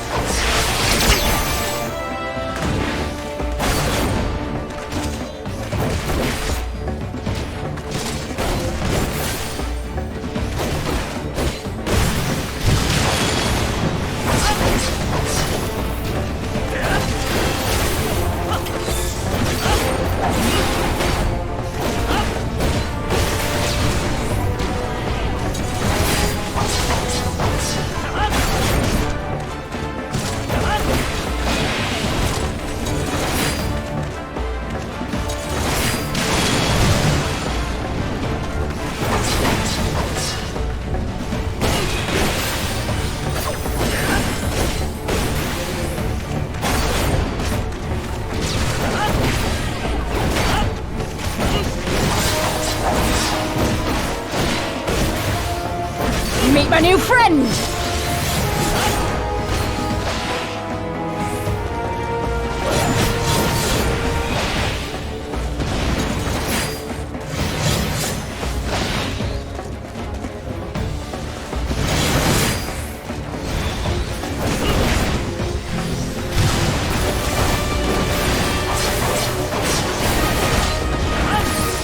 I'll cut you to pieces!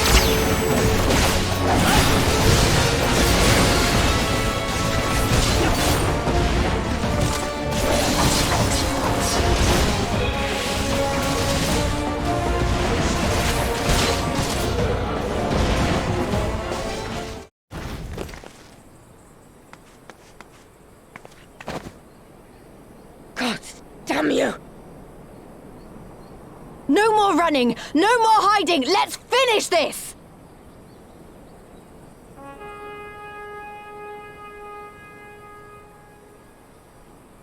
Look! The flag!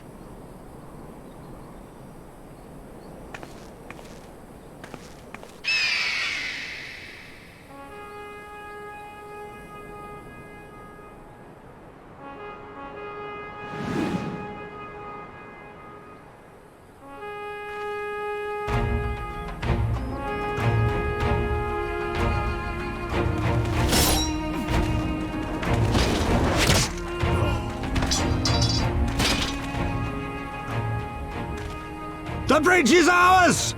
Al Mhigo! Al Mhigo! Al Mhigo! Yeah!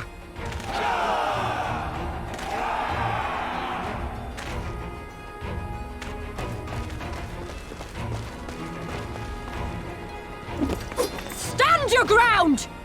It's not over yet!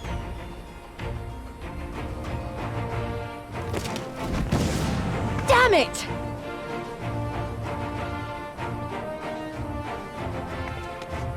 Let them go, Lys. We've done what we came here to do. That's enough for now.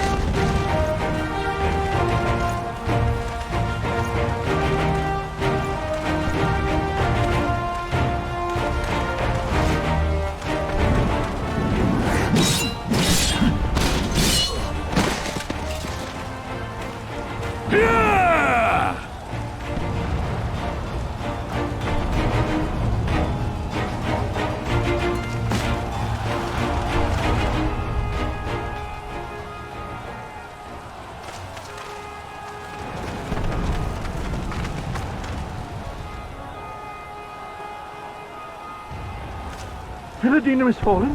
Impossible! We have them on the run! Forward! No mercy! Regroup! Regroup! We have to regroup! All units, fall back!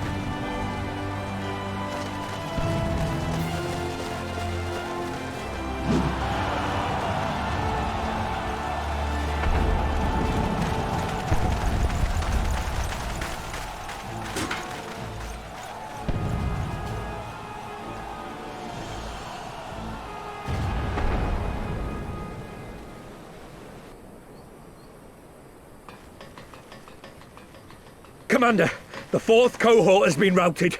We'll be at the mercy of the enemy's reinforcements if we don't fall back now. Idiot! We have the stronger force by far. Don't be taken in by their tricks. Or would you rather tell Xenos you lost to this rabble? No, but if the snakes betray us in the confusion, we'll have no way out. I'm begging you, Commander. Give the order, or we'll all die here. As common traitors who drank of muddied waters, for all the good it did us. Skulls with me! The day is theirs, and so is this bastard bridge. Someone bring the snake.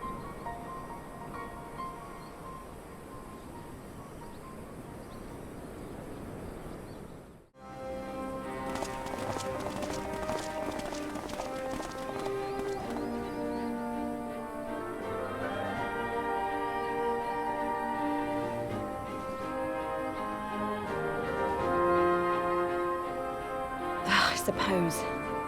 It's our first victory, isn't it? And that has to be worth something.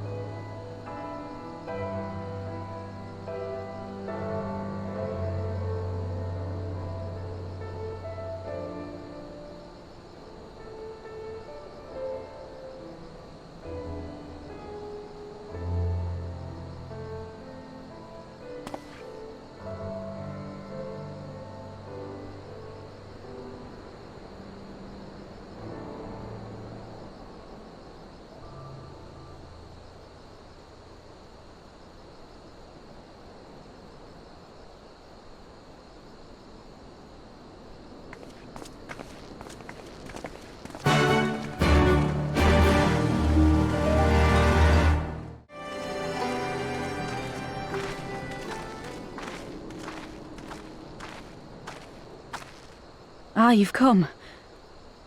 Welcome, friends, to my village. My home.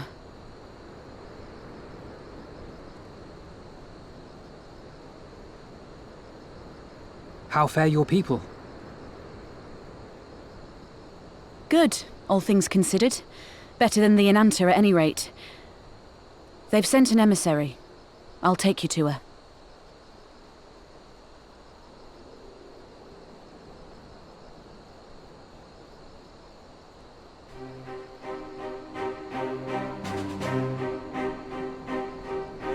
We're here to help.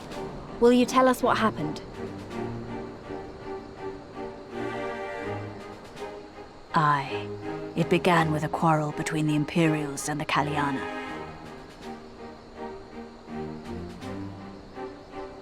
The Kaliana are another Ananta tribe. The strongest and the most influential. Unlike the Vera, they want no part of our troubles. They swore fealty to the Empire, and were content to remain within their borders. Just so.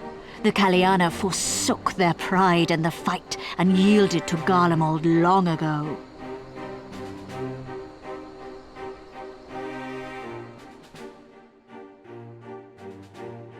But then a new commander was sent to hold the Black Bridge.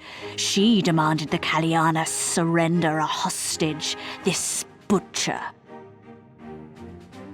Fordola. It doesn't make sense, though. The Vera are the ones working with the Resistance. Why would she threaten the Kaliana? Because she is ignorant like all Imperials. She knows not the difference between Kaliana and Vera, nor does she care to learn. I see. All Fordola knew for sure was that the Resistance would come from the west. She reasoned, therefore, that if the Ananta on the east bank turned their coats, she would be trapped. I take it the Kaliana had no choice but to oblige her.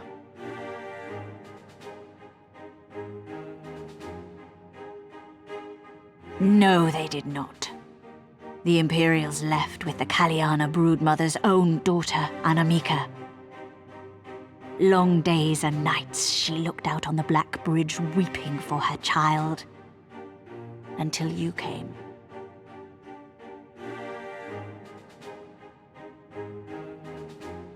The broodmother knew at once which way the winds would blow. She and her warriors met with the fleeing Imperials in the road and demanded that her daughter be returned.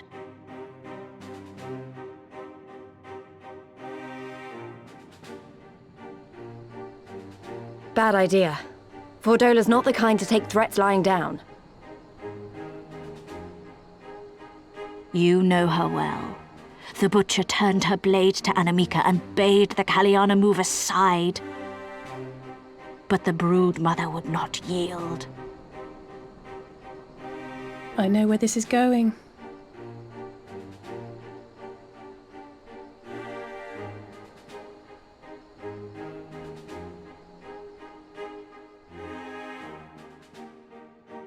The Kaliana surrounded the Imperials, one of whom, whether out of fear or stupidity, cut the child down. There was naught that could be done. What madness.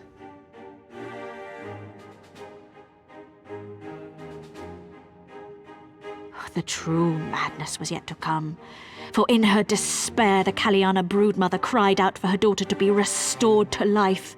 She beseeched Sri Lakshmi's intercession. She summoned a primal then and there? That she did, if only for an instant. Bereft of courage and honor, the broodmother sought solace in her faith.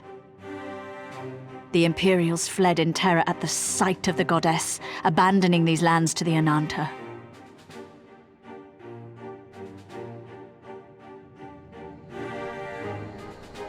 Now the Kaliana bid us make pilgrimage to pay proper respects. Yet though we Vera revere Sri Lakshmi as the holiest of the holy, we will not prostrate ourselves before her. And so you turn to us? Aye. All who have fought with the Resistance have heard tell of the warrior, the Icon Slayer.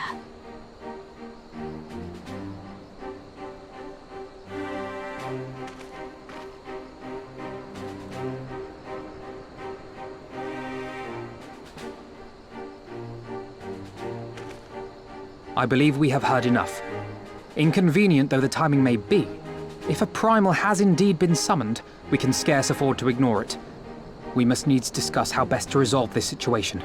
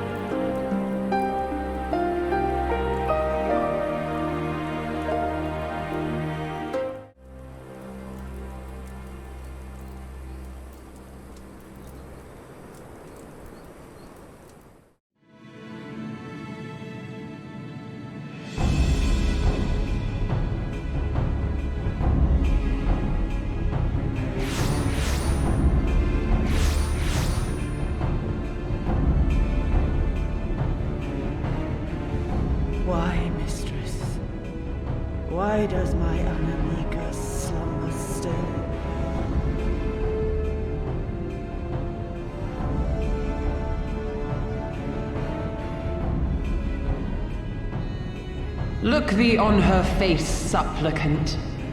Thy prayer hath been answered. Flesh sundered hath been made whole. Blood spilt runneth through her veins. Breath stolen filleth her breast. But she hears not her mother's words, nor sees her mother's face. She's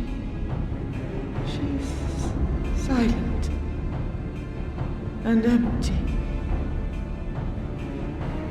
Only the vessel may be remade, not so the flame which flickered within. Her soul hath been scattered to the four winds.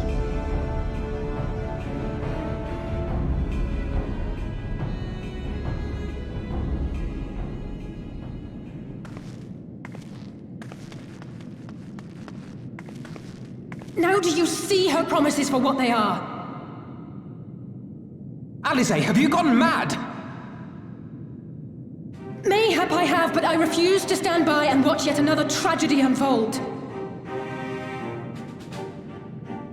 Who intrudes upon this sacred ground? Imperials, thirsting for blood!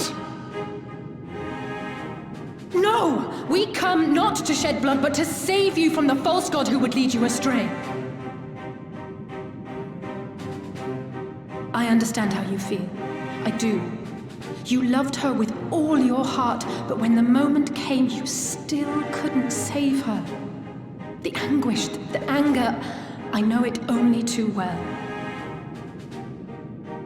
But I also know where this path leads.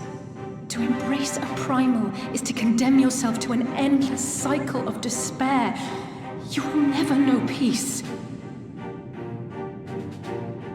A worm-eaten heart may find peace and serenity in service, in beauty and grace. This hath ever been my promise. Naught else. You tempt them with visions of things that can never be and leave them bereft and wanting. No illusion, however sweet, can change the fact that your daughter is gone. Remember her as she was. Do not suffer this piteous shade to tarnish her memory.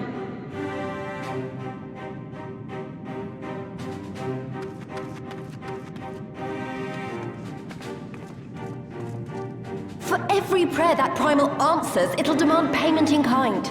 Do you have any idea how many more Ananta will die to feed its hunger for crystals? They would have thee suffer man's spite and live in fear. Far better to dwell in my beauteous dream than endure so ugly a reality. She's wrong! We hate the Empire as much as you, if you just listen! Poor misguided children. I would spare you the torments of this cruel and misshapen world. Come, bask in my radiance. Let it fill your hearts and free you from your burdens.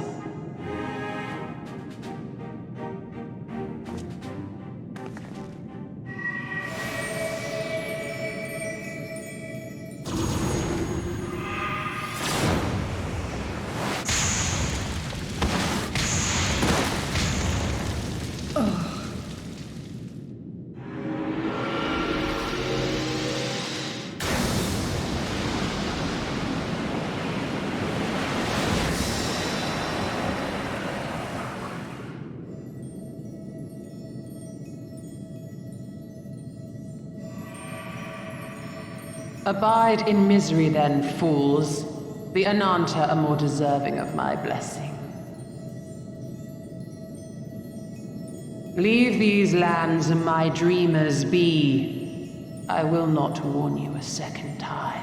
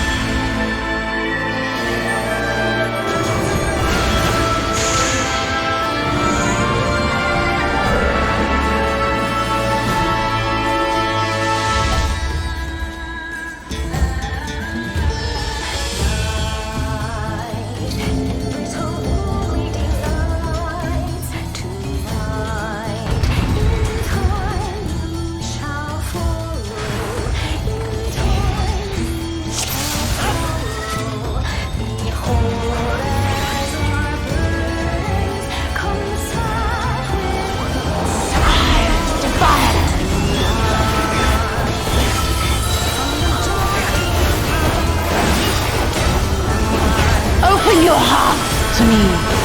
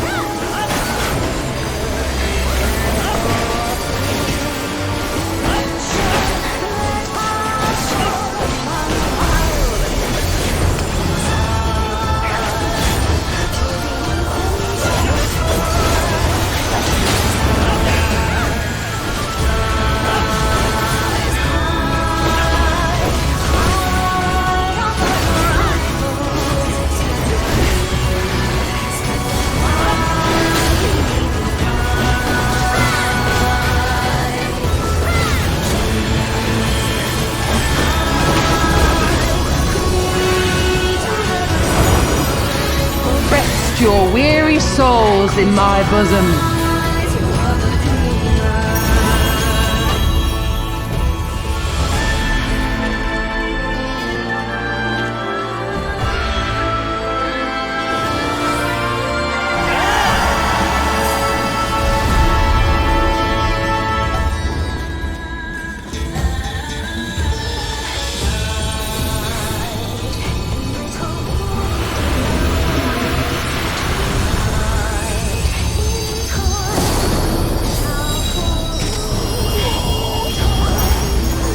I shall free you from your hate!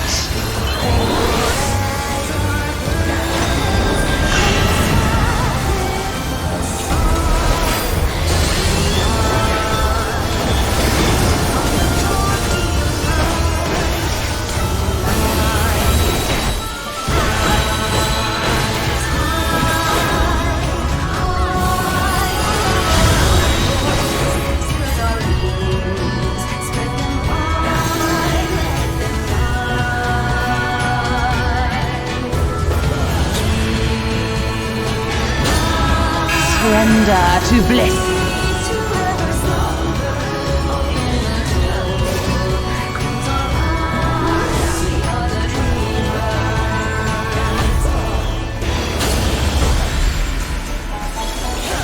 Do not your souls weigh heavy?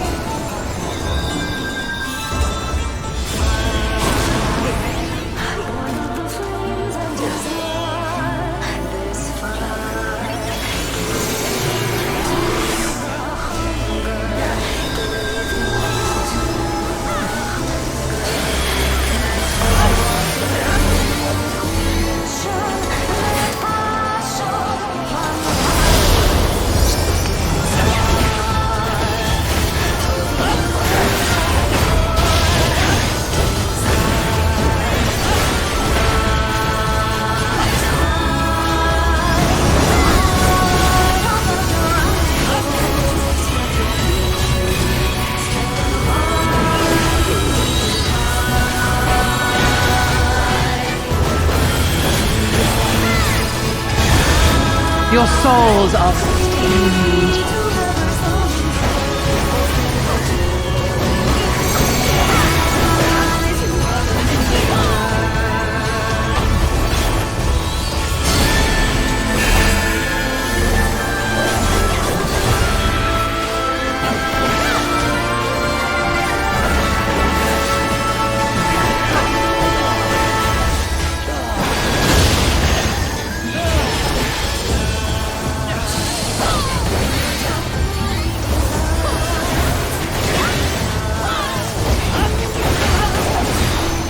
I shall free you from your hate!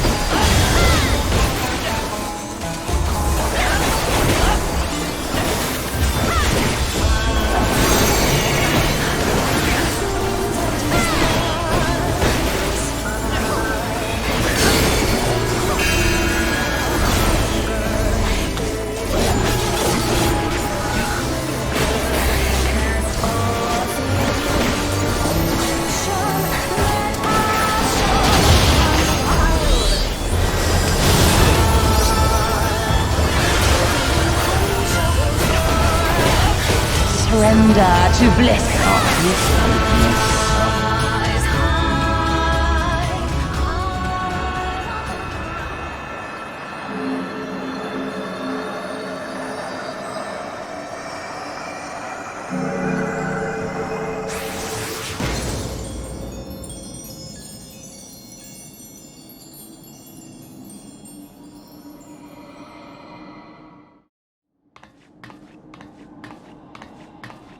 You did it again. You saved them.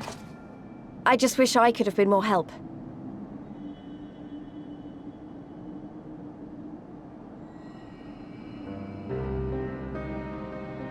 So, it looks like the Inanta did have a mountain of crystals after all. Like every other tribe. Gods were all such slaves to our weaknesses. You slew our mistress! She was our hope, our salvation! Is there no end to your cruelty? Listen to me, please. I know that you're only trying to protect yourselves because you feel frightened and alone. But that's how we all feel. Don't you see? If we could just turn to each other for help instead of the gods, I'm sure we could find a way to live in peace. Your crystals are important to you, aren't they? Reflections of your souls, right? Well, you shouldn't have to sacrifice something so precious to a primal. Who are you to question our choice? You who fight without fear? We wish only to live in peace. And if this be the price we must pay, then so be it! I know there's nothing I can say to convince you. But I hope that one day you look back and see we only ever wanted the same thing.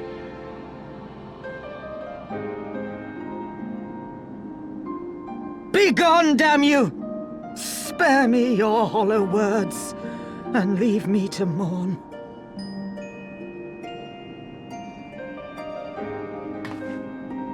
I'll go. But it doesn't mean I'm giving up. Abania is our home too. And one way or another, we're going to have to learn to live together. Come on. Alphino and Alize are waiting.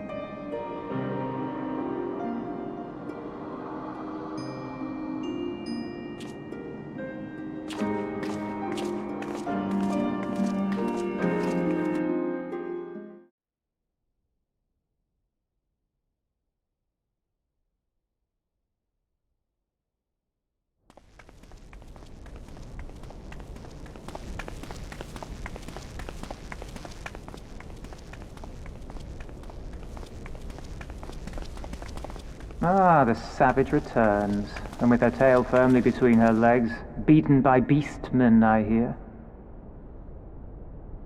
It was a shameful display, by all accounts.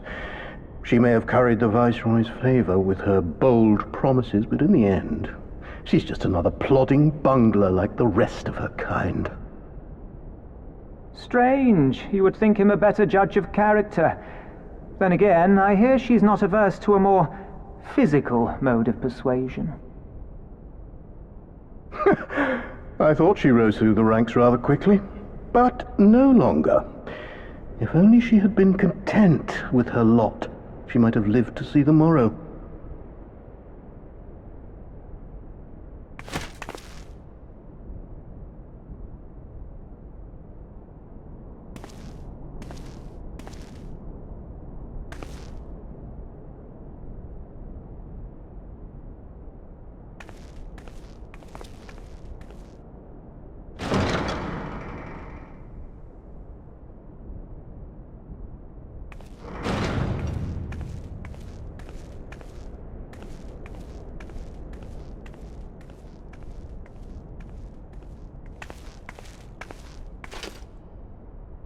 Fadola Rem Lupus.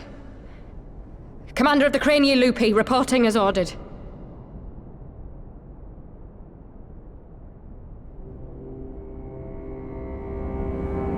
Why do you tremble so?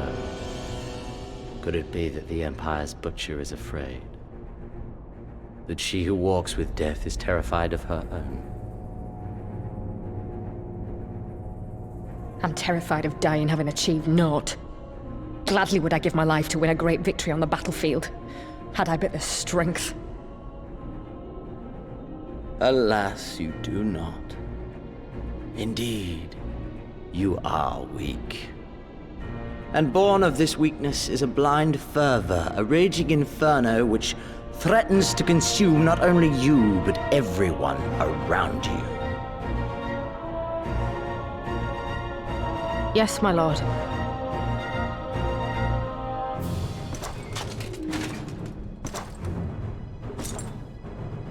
You were defeated by the Resistance on several occasions. You misjudged the Ananta and spurred them into summoning an icon. Have you anything to say? I do not, my lord. My failures are my own. I am prepared to accept your judgment.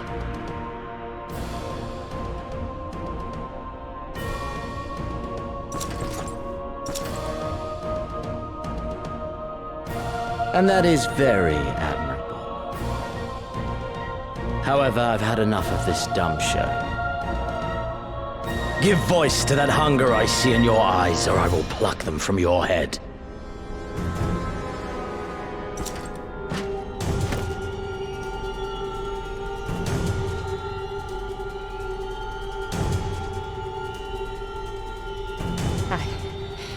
I want...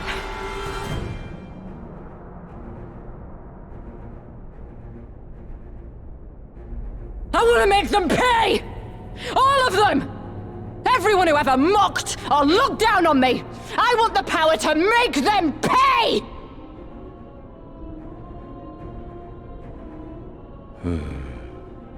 Very well.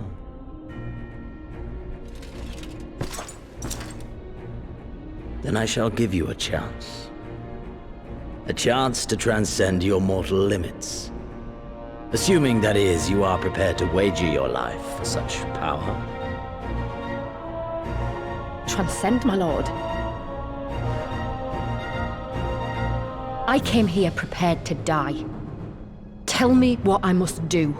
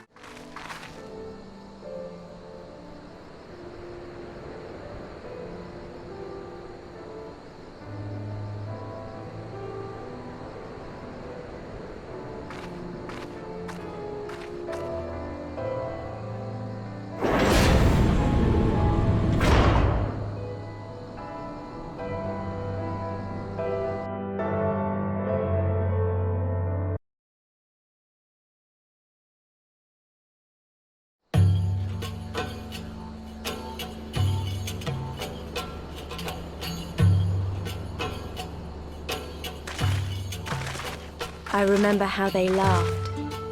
Alliance and Resistance soldiers, eager for battle, trading jokes as we marched east towards the peaks. Beyond this last line of defenses lay the Lochs and the city. Breaching it would be no small feat. But we beat the Imperials back, just like that. And we liberated a village, the first of many.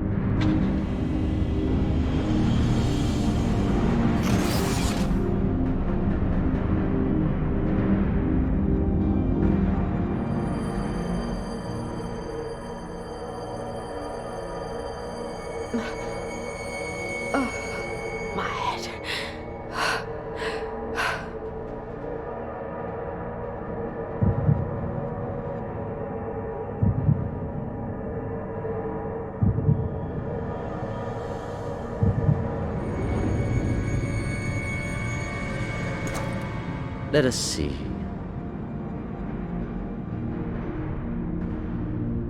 So, she lives. Impressive. Or merely lucky, though that too may prove a useful trait. My lord, what have you done to me?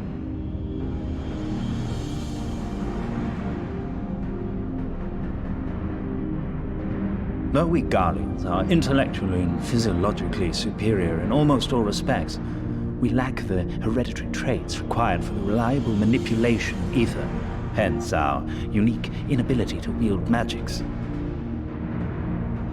This deficiency, for want of a better word, saw us subjected to decades of oppression by the lesser races, and we were eventually driven to seek shelter in the cold northern reaches of Ilsabard.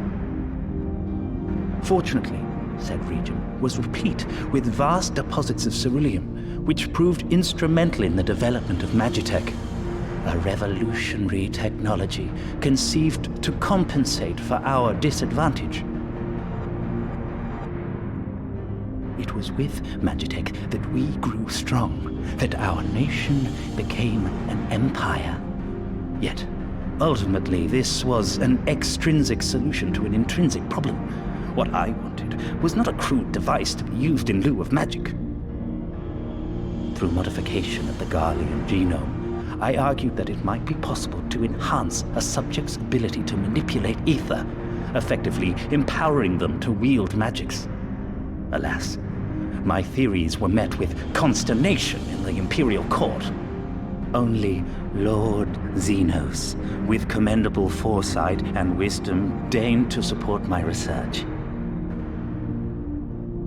You gave me this treatment, but I'm not Garlean.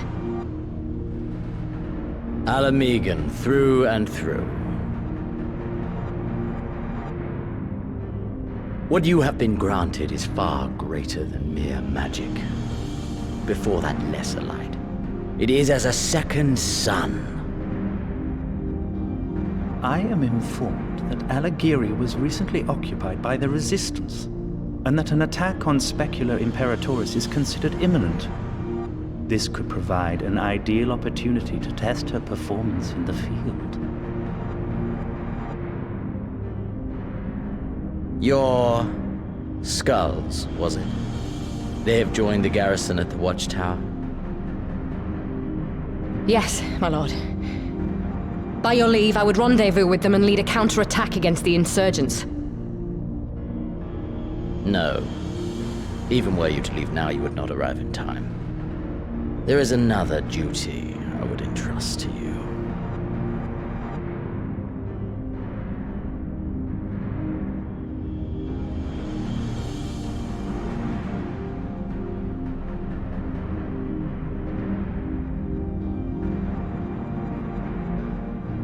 Found you.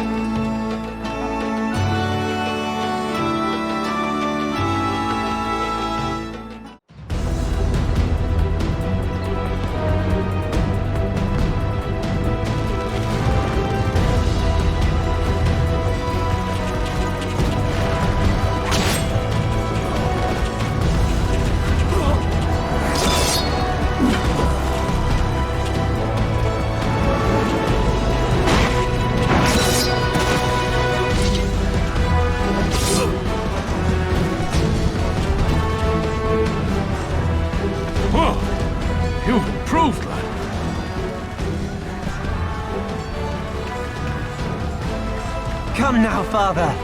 You lured the fool onto my blade, and do not try to deny it.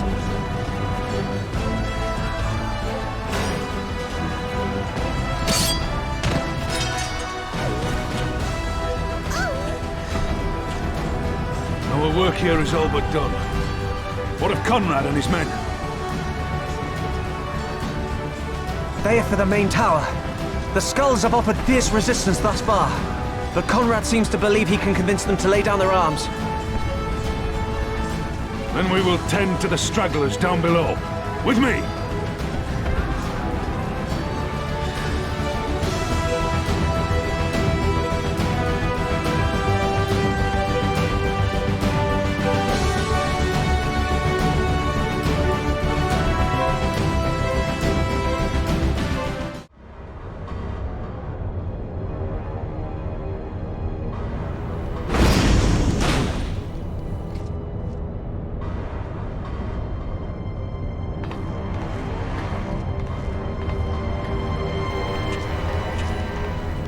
Report.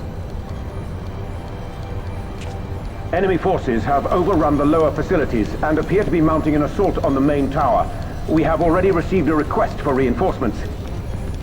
A unit of legionaries has been mustered and is ready to depart. They await your orders, Commander.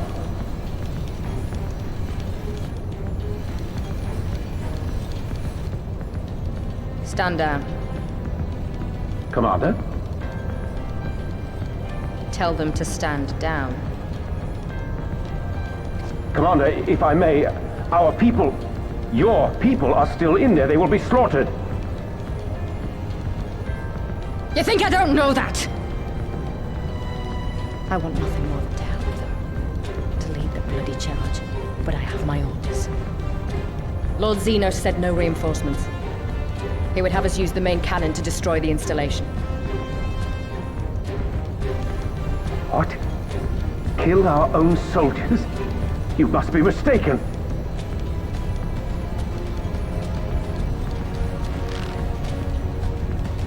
Mayhap you'd like to ask Lord Zenos yourself.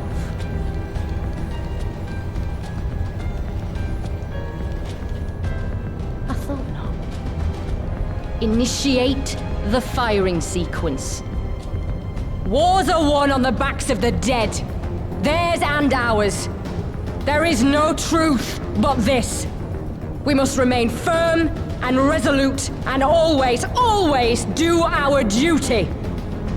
Now, give the order.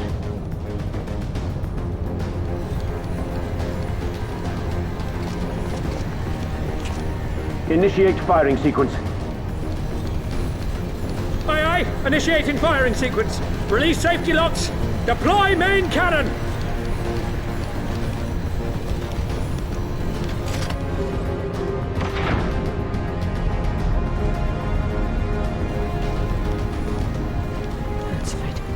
Rudolph, Emran. For us. For our people. For our future. I need you to confirm the target, Commander.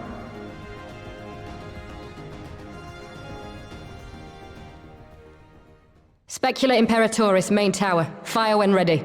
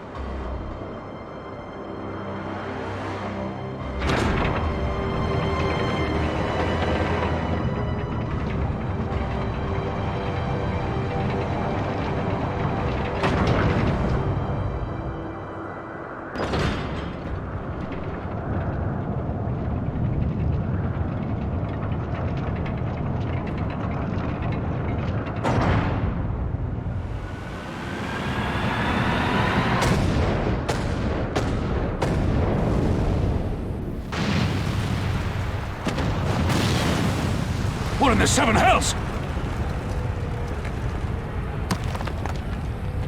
Long-range artillery. Those treacherous bastards. Their people were still fighting. Full retreat! Now! Relay the orders!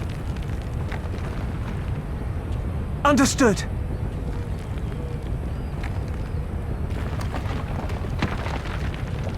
All forces retreat! I repeat, all forces retreat!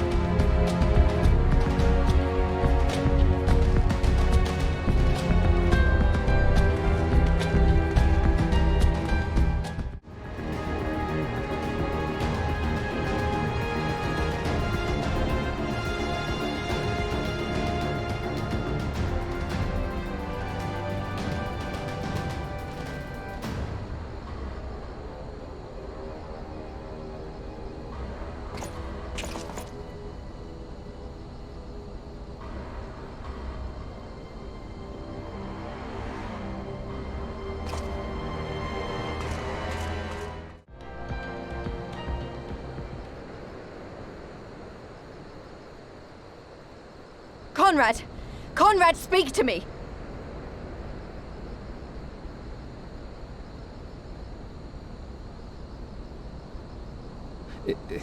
It was all so sudden. Conrad had just convinced the last few skulls to surrender when we heard the bang and everything started to shake. We carried the survivors to safety, but Conrad's... We have done what we can for him. All that remains is to pray.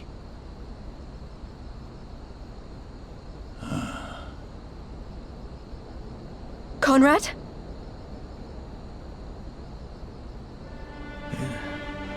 Is that you, Lise? I can't see a damn thing. Well, that's that then. Time's up.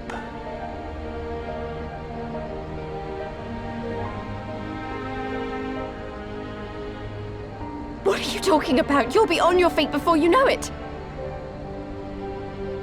It's all right, Lise. I've lived long enough.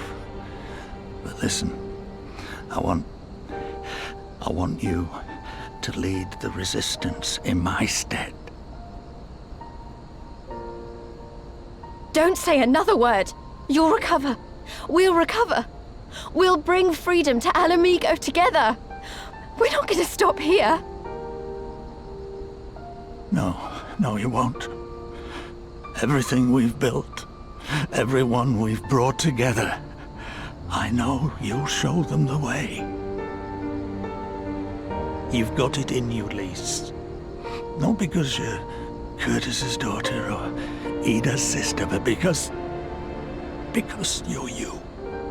Because you're you. Conrad.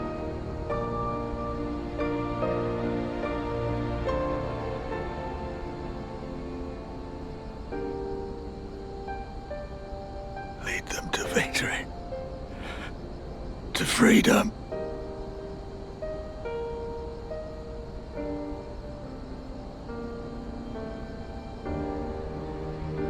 I will, Conrad. I will. I promise.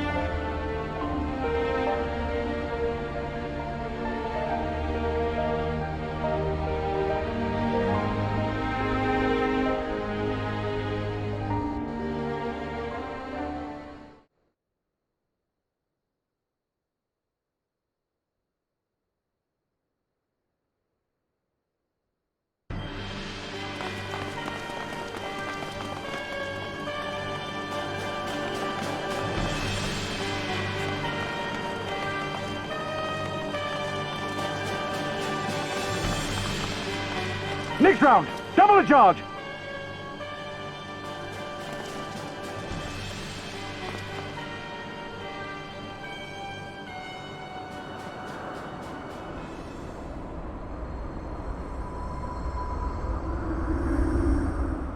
Come, Nidhogg. We are needed.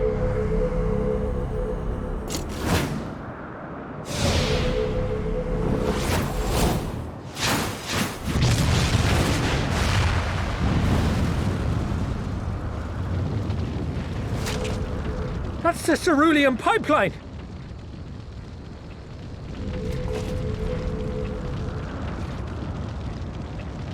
Impossible! How can one man... Shoot the bastard! Shoot him!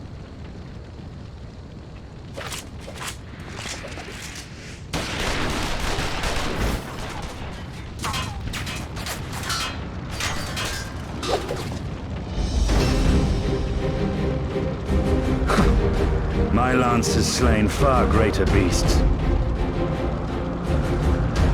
You're welcome, boy.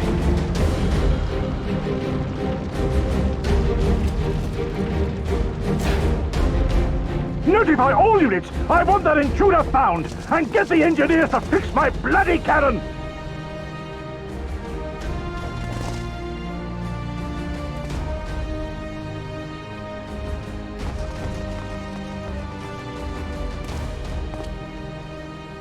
The savages are coming!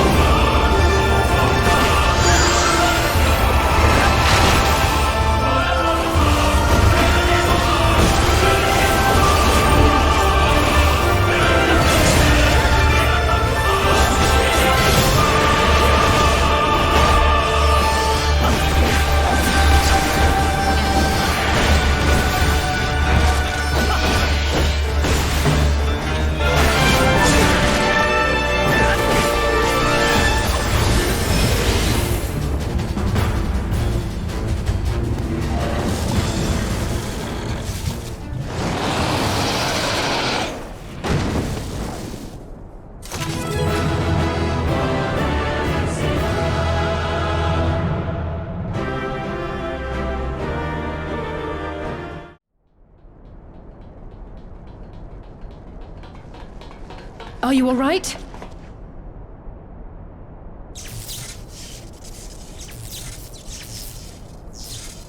Ah, I think that answers my question. We've accomplished our objectives as well. Lisa's unit should be advancing upon the fire control center in the command tower. Let us join them.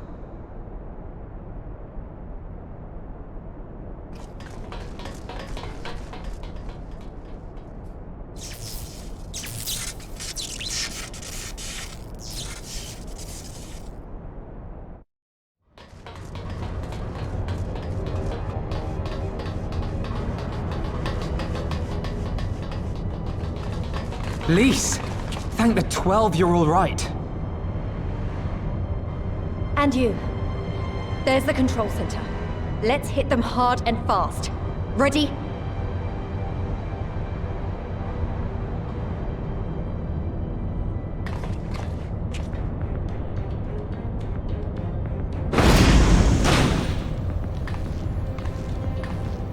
They're here!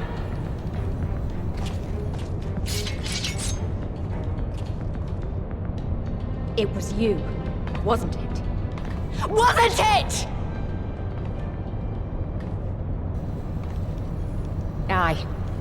I gave the order to fire. It was over!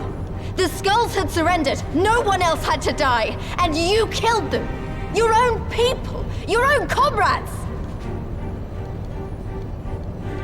You're right! I killed them.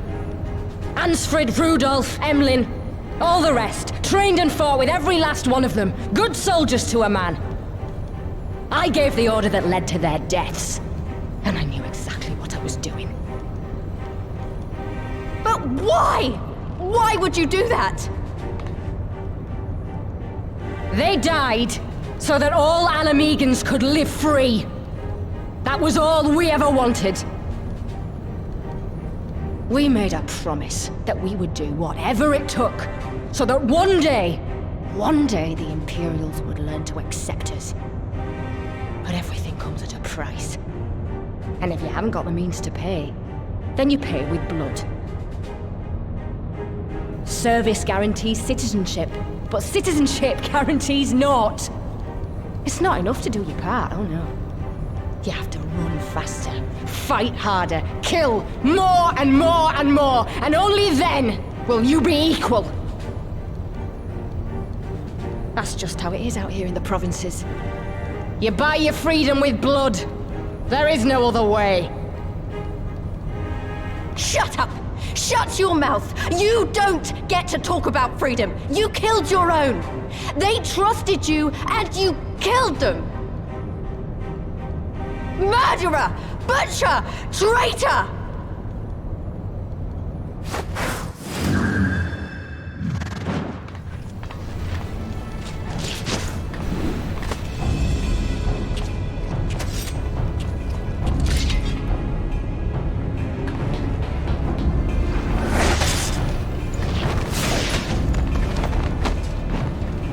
Lise! Gotcha!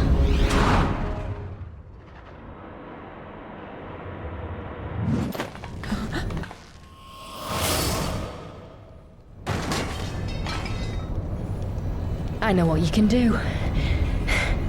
I've already seen it. Alize!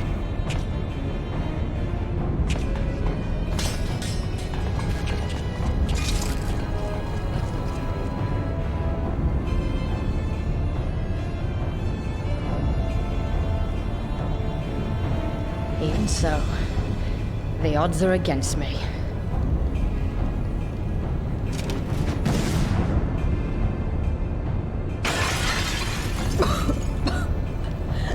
Coward! Get back here!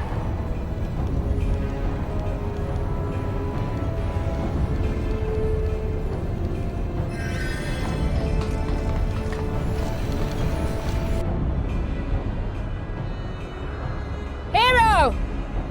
Lord Xenos invites you to join him for the royal hunt, to be hosted at the palace. You may bring your horde, if you like. All are welcome.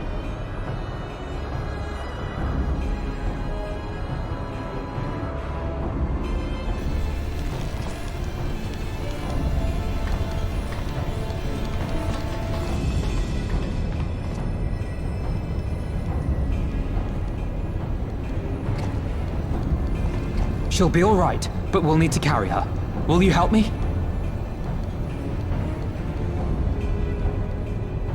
Thank you. Lise, I leave matters here in your hands. Right.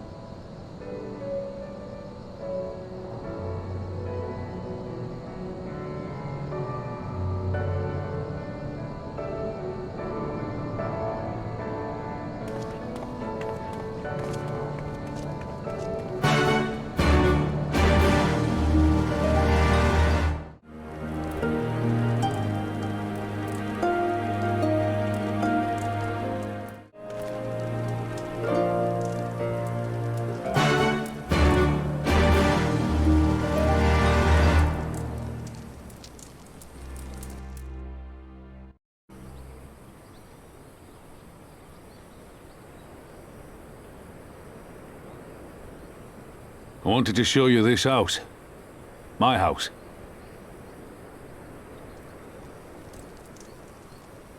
You mean, this is where you grew up? Aye. Not much to look at, is it?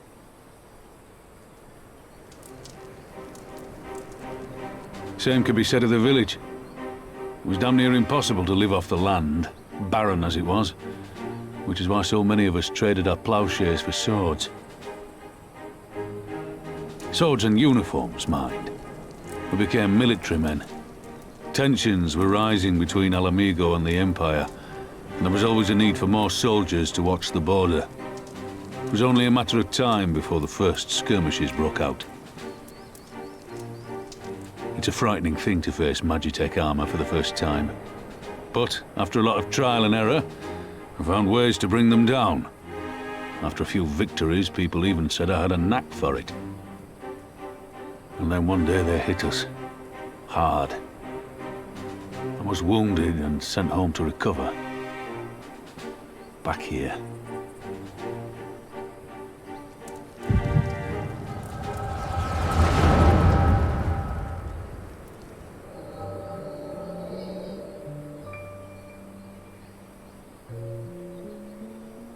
Will you remain silent for fear of the Mad King's vengeance? Of his eyes and ears in the shadows and his knives in the dark? You, who call this living dishonor our nation. It is but a slow death.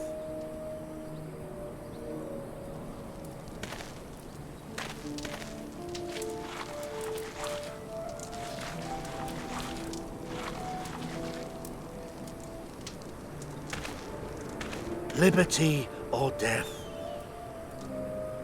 Liberty or death! If this be your creed, then raise up your hands, raise up your voices! Together we will tear Theodoric from the throne! Together we will reclaim our freedom!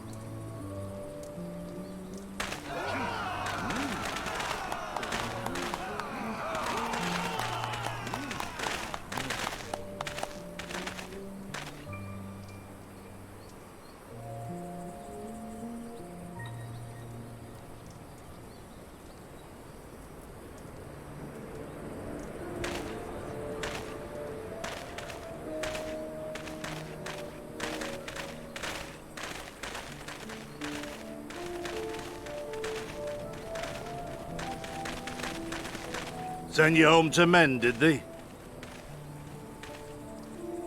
Aye, sir. Garlean's got the better of us. The chirurgeons say I'm healing well, so it won't be long now. Liberty or death, is it? Tell me, soldier. What do you think those words mean?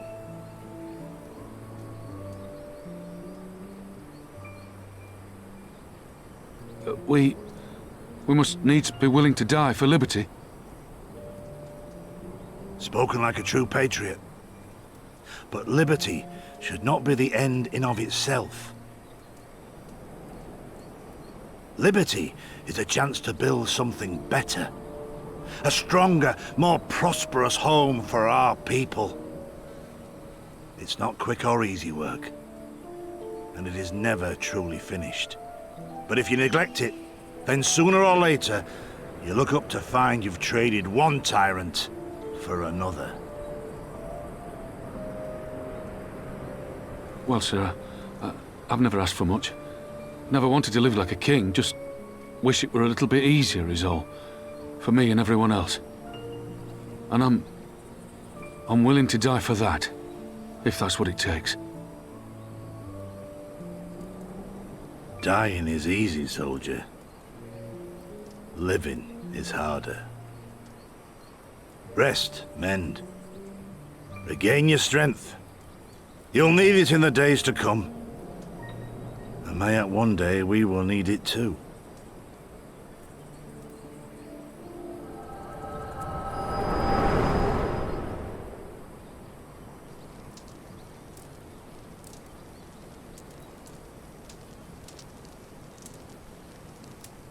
Conrad chose you as his successor, Lise, and I will not gainsay his decision. I have but one question to ask. Liberty or death? Those were Curtis's words and his creed. Will you swear by your father's creed before your comrades and the gods? Liberty or death. That's all you can hope for in war.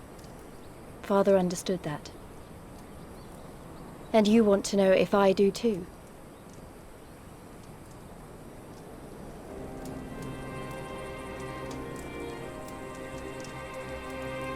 I swear to you, here and now, I will fight until the end.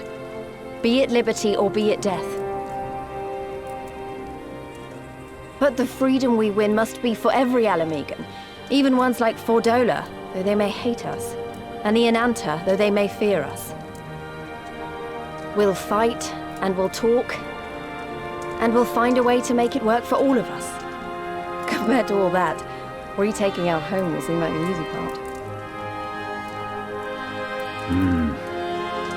A good oath. And there is naught else to say. You are indeed your father's daughter.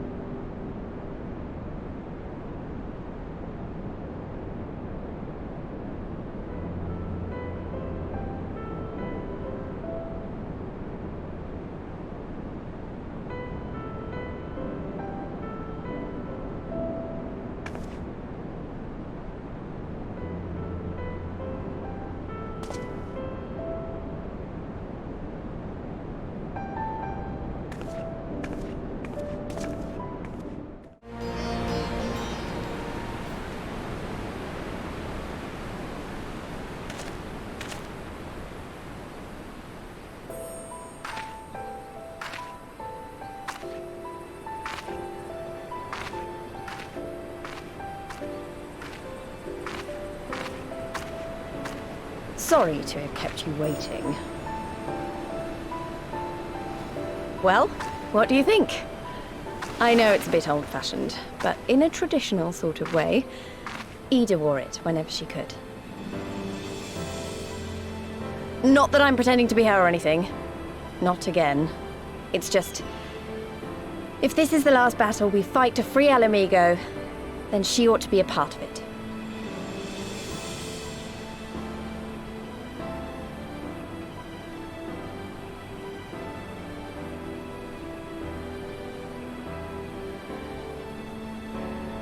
It's nice of you to say so. And a bit embarrassing. But mostly nice.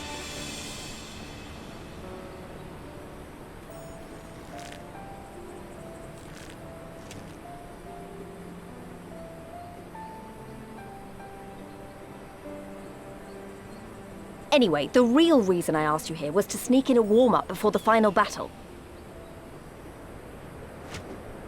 There's this place I know where monks used to spar as part of their training. Care to join me?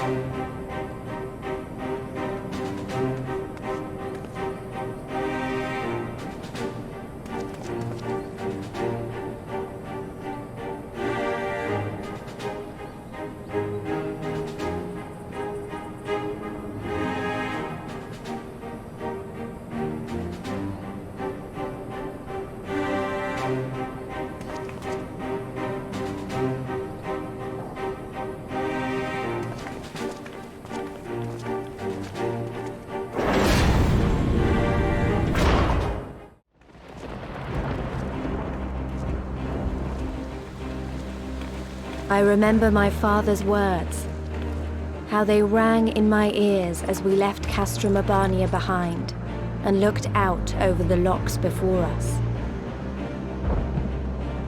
Comrades brave and true, they had come from all across Eorzea to stand with us, to stand against oppression and tyranny.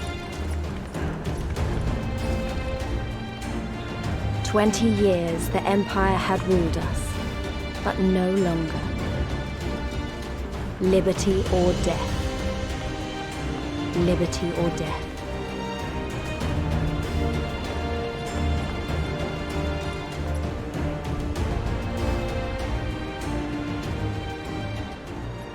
Ere we begin, I would say to you as a proud son of Mhigo that I am grateful to each and every one of you for your part in this endeavor.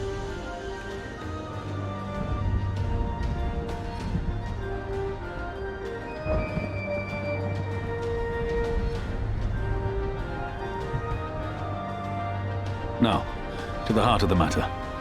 The enemy appears content to remain within the city walls and await the inevitable siege. Open conflict has been sporadic thus far. Whether Xenos is biding his time until reinforcements arrive, or attempting to bait us into a trap, none can say. We know better than to trust his word. Regardless, we can ill afford to present Garlemald with a chance to ready her legions. It would be in our best interest to press for a swift resolution. A long siege wouldn't be good for the people in the city either. If food becomes scarce, you know who'll starve first. Just so. Therefore, I propose we commit our forces to an all-out assault. What say you?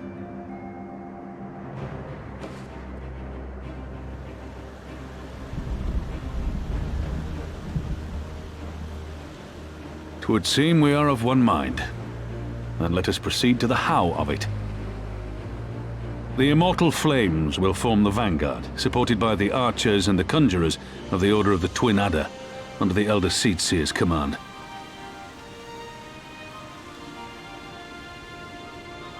Once the main host has cleared a path to the walls, we will bring forward the artillery of the Maelstrom and the Temple Knights. I would have your cannons pound the gates and punch a hole right through the middle of their defenses.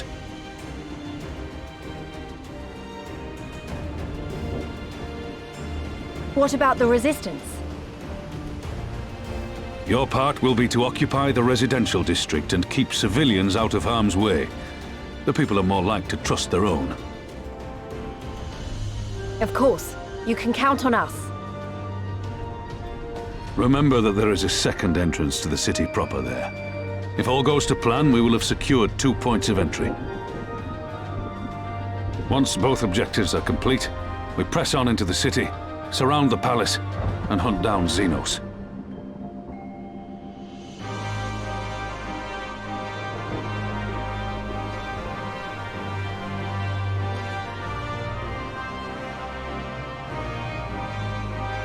As for the Scions, you will be held in reserve as an irregular unit until we have more intelligence on your captured comrade.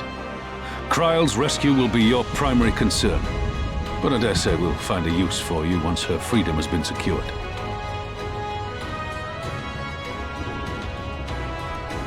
Thank you, General. I pray we find her quickly.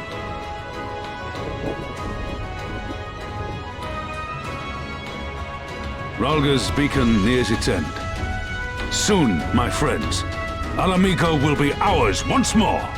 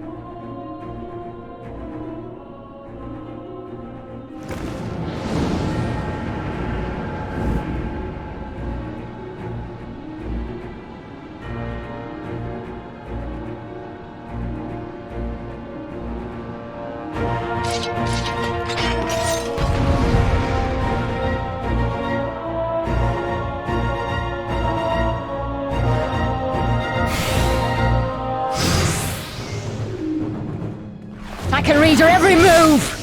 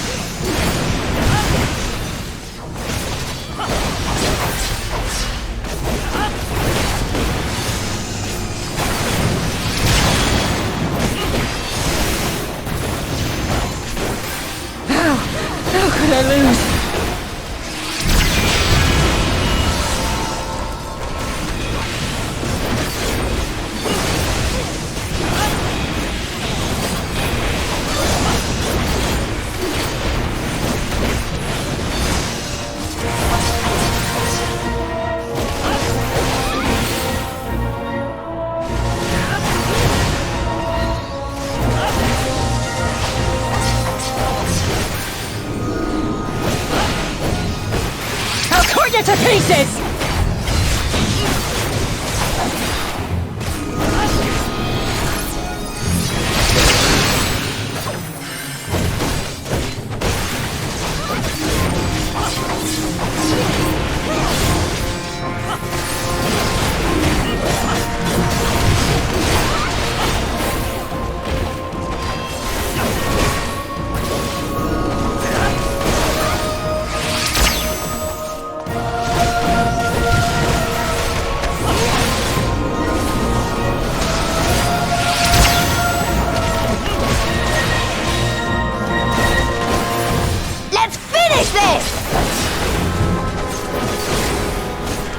If only you knew the power!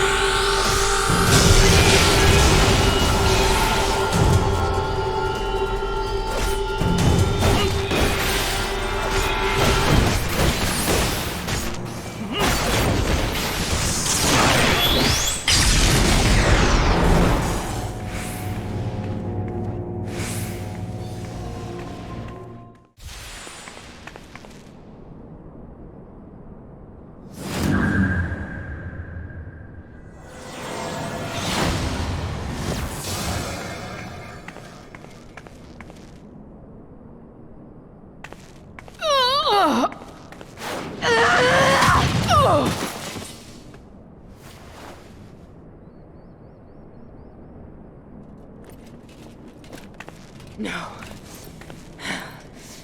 Not after everything. I cannot lose. I will not!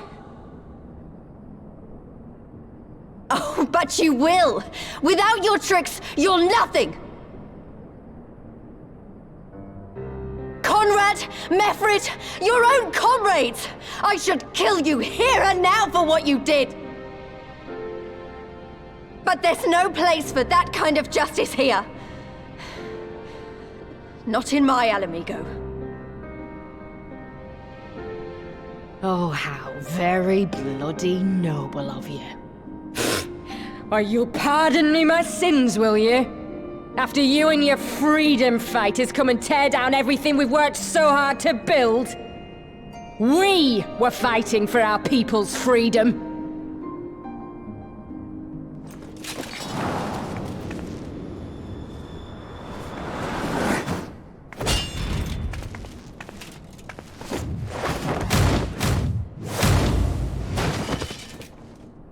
You're slaves to a tyrant! There's no freedom in that!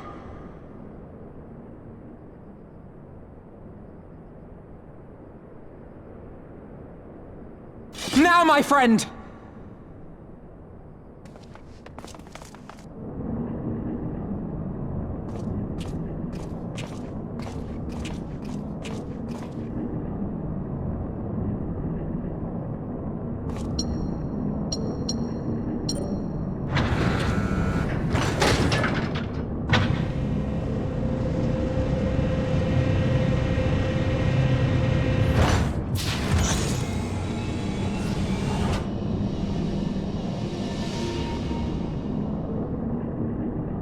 Toil!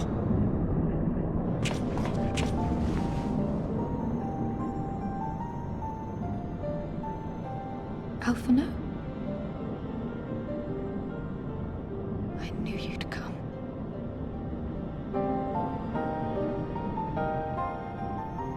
Touching as this moment is, it will have to wait. We should rejoin the main force at once. Lys! I'm taking her back with us, alive. She's going to answer for what she's done.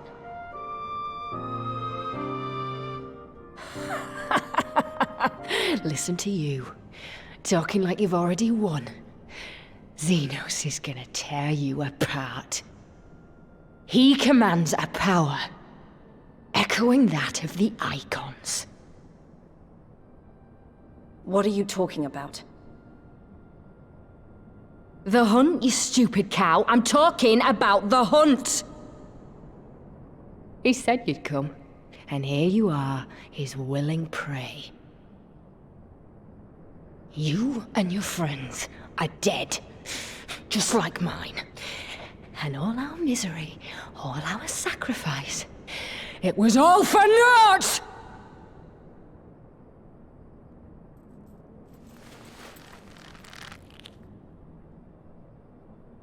No! You're gonna live long enough to see us win our freedom. I promise you that.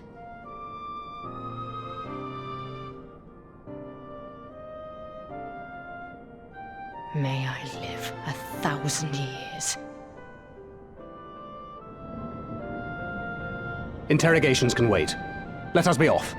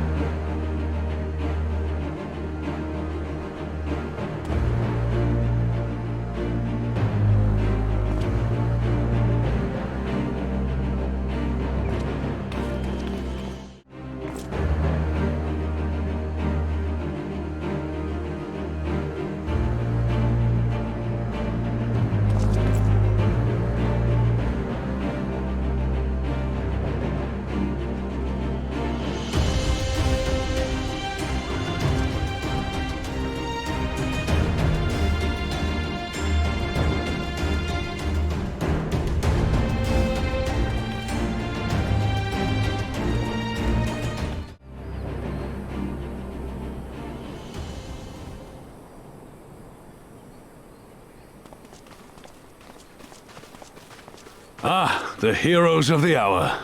Not content with securing the residential district, you gifted me an Imperial commander. What are you after, a medal? The work is its own reward, General. I must say, however, that Fordola's claims were not a little disturbing. What manner of power could Xenos have acquired that might equal an icon? Might she speak of our missing Omega? Very possibly. The Empire's fondness for comparable Allagan technologies is exceedingly well documented. Have we made any progress with our own investigation?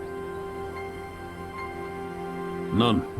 The search goes on in earnest, but Cid has thus far found nothing of note. Mayhap the Garleans beat us to it. If they were working desperately to repair the machine, that might explain their decision to remain within their walls.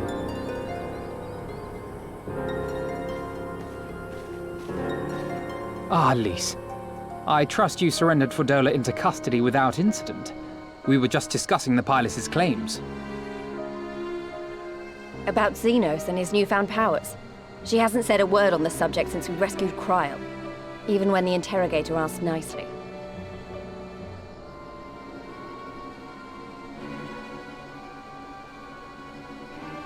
Mayhap I can offer some insight into her claims, or at least into the facility and the experiments they conducted during my time there. Though my memories of the period are somewhat muddled, there are a few things I remember with painful clarity. Thancred told us only that Fordola had undergone some manner of treatment. Yes. It is a place wholly dedicated to the creation of enhanced beings, whom they refer to as the Resonant. As I understand it, the process aims to imbue a test subject with the qualities of an individual with demonstrated magical aptitude. This entails the mechanical extraction and transfusion of some manner of primordial essence. So that's how Fordola improved so fast. I knew there had to be something. She wasn't half as strong or quick to predict my attacks when we first met. If it weren't for Oriange's siphon thingy, I really don't think we'd have beaten her. My humble scheme asked far more in the execution than it required in the conception, I do assure thee. Oh, you've got to stop doing that. In calling upon Lady Alisaie after her defeat, I was most intrigued to learn of the apparent effortlessness with which Fordola countered her attacks. 'Twas as if she knew the blade's destination ere its journey began. A most impressive feat under any circumstances, but an almost miraculous one when considered in the context of Fordola's unfamiliarity with my lady's arts. How then could she so perfectly predict an unknown opponent's every move? After much deliberation, I surmise that Fordola may be possessed of a preternatural ability to divine meaning from the fluctuations of an individual's ether and to instinctively react. To employ a metaphor, one might say that she was attuned to the whispers of my Lady Alize's soul. Wait, have you not just described a manifestation of the Echo? I had no conclusive proof. The available anecdotal evidence suggested only that Fordola was uncommonly sensitive to etheric fluctuations, and 'twas this which led me to develop my stratagem. I would fashion a device with the capacity to generate a massive disruption in the surrounding ether. If, as I suspected, Fordola's senses were indeed questing for the most minor of oscillations, the shock of exposure to a more amplitudinous etheric waveform would be akin to a debilitating bout of ether sickness. How ingenious. I note that the success of your plan hinged on your device's wielder remaining ignorant of its purpose, lest Fordola divine your intent. Indeed so, Master Alphino. All things considered, 'twas a most fortuitous outcome.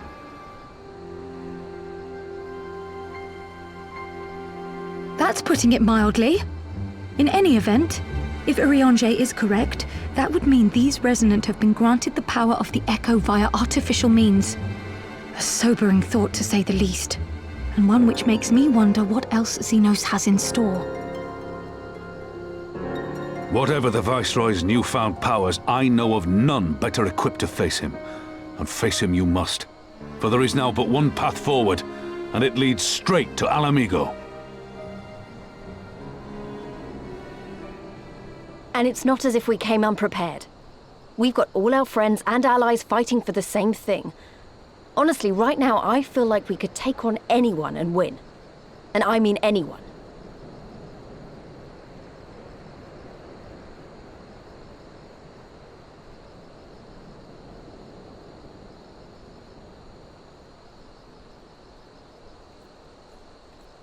Well, no one's saying we shouldn't be cautious.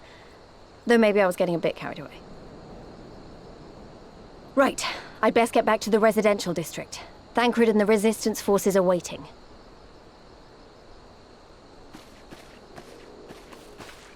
It is time we join the main host.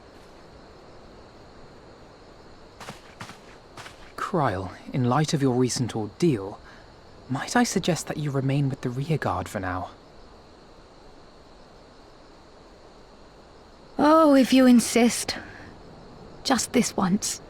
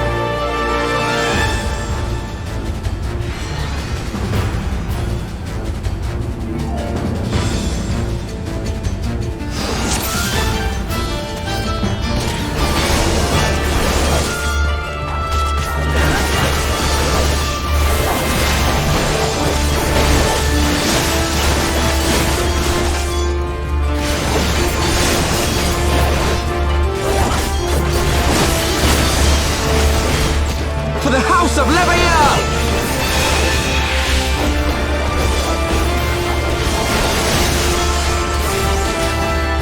Focus. Release!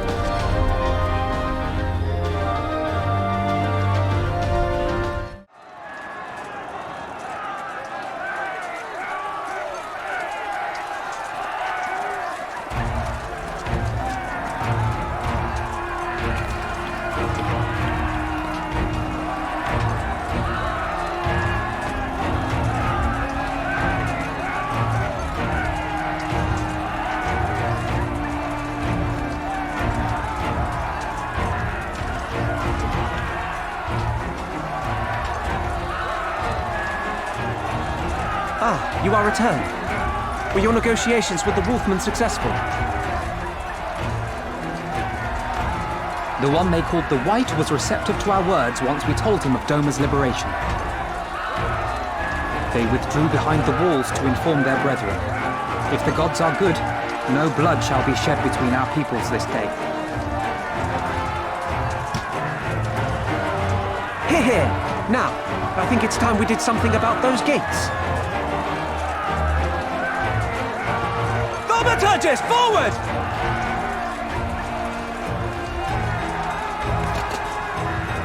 Give me hellfire!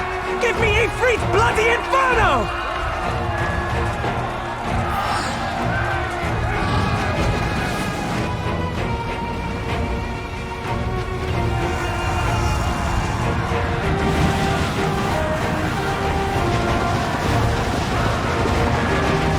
Give me a Curth and winter!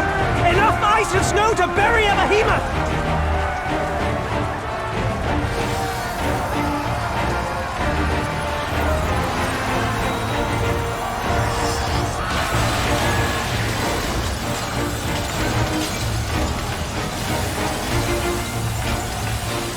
All cannons! Fire at will!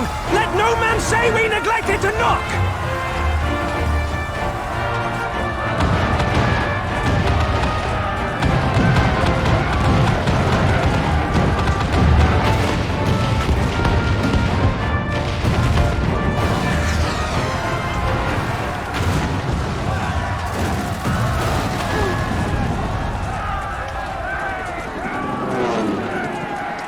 armor! We nearly had it!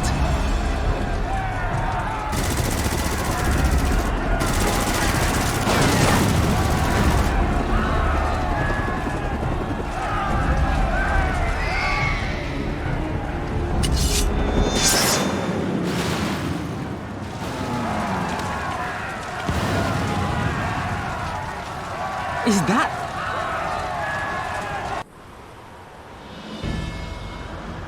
Bear witness, my Eorzean brothers and sisters! Doma is come to pay her debts! Lord Hien! We will deal with the flying machines! Forward, my friends! For freedom and justice!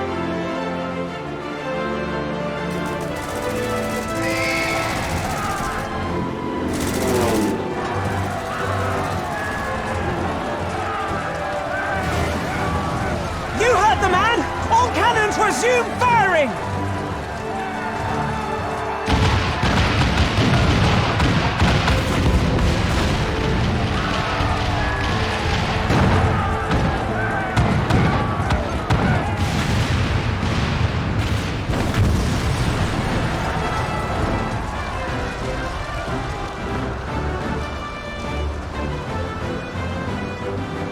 We're through. The way is clear.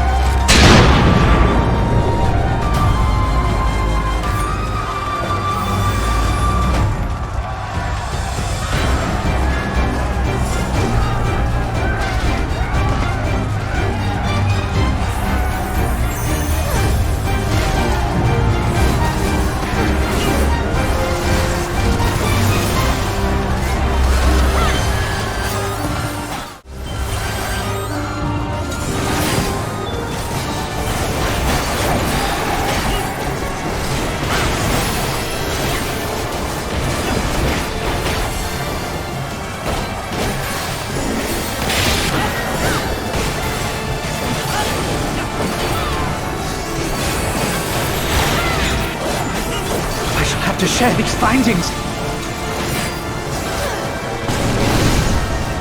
Initiate soul extraction.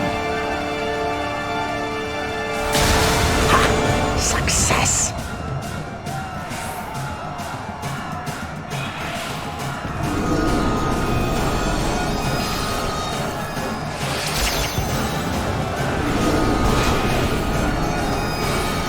The soul rebels.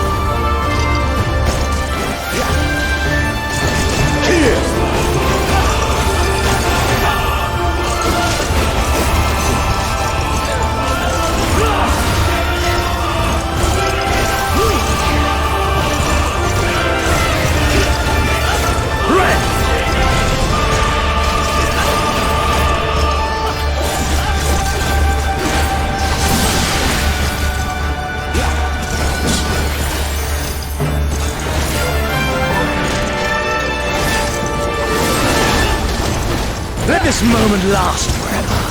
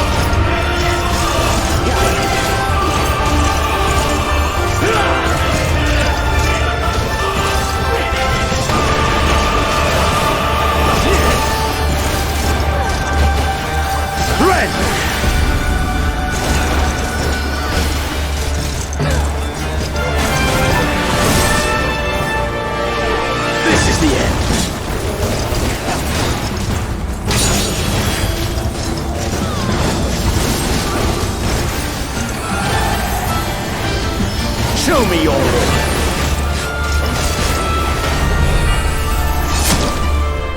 Yes! Yes! Just so.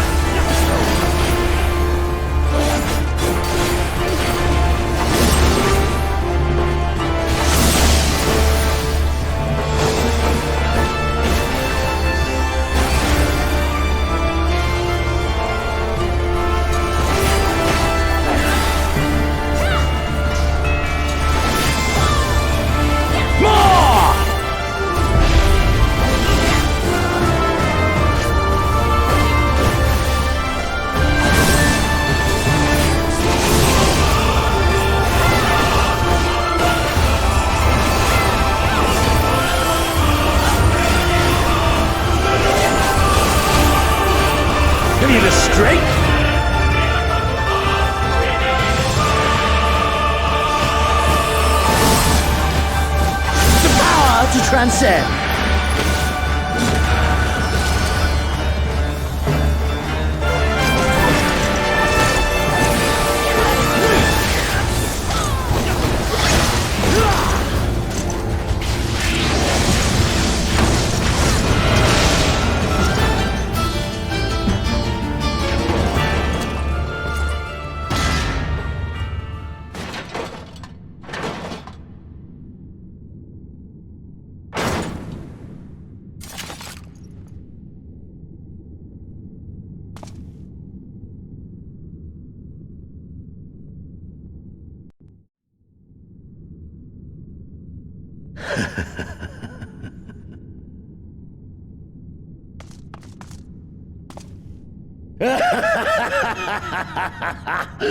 Yes! Yes! Such ferocity. Such tenacity. I am loath to recall how disappointed I was when first we fought. But finally,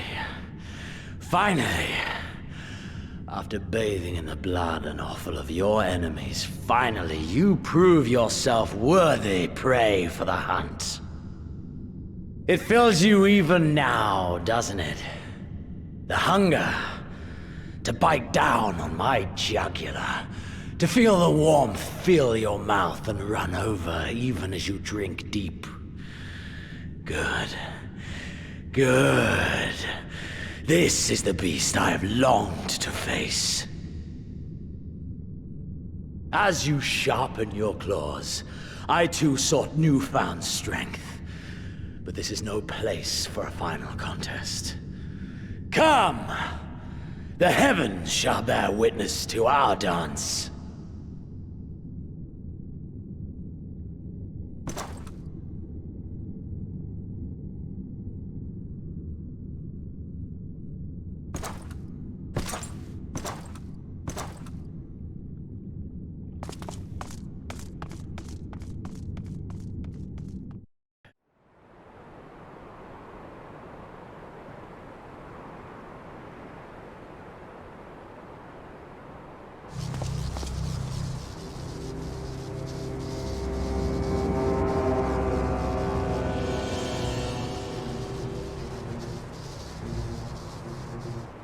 Welcome to the Royal Menagerie.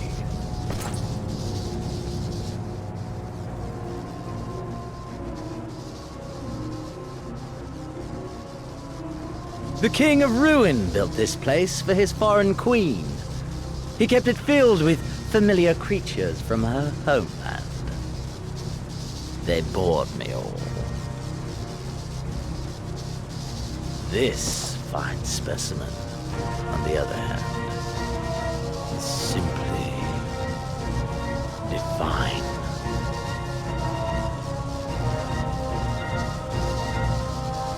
Your fates are entwined, are they not, Icon Slayer? This dragon, this embodiment of unbridled despair, born of a desperate man's burning hatred for the Empire. How raw the raging tempest that churns within its breast.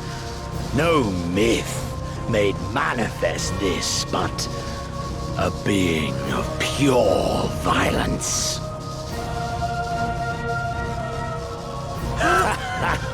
Mayhap you are the true architect of our design.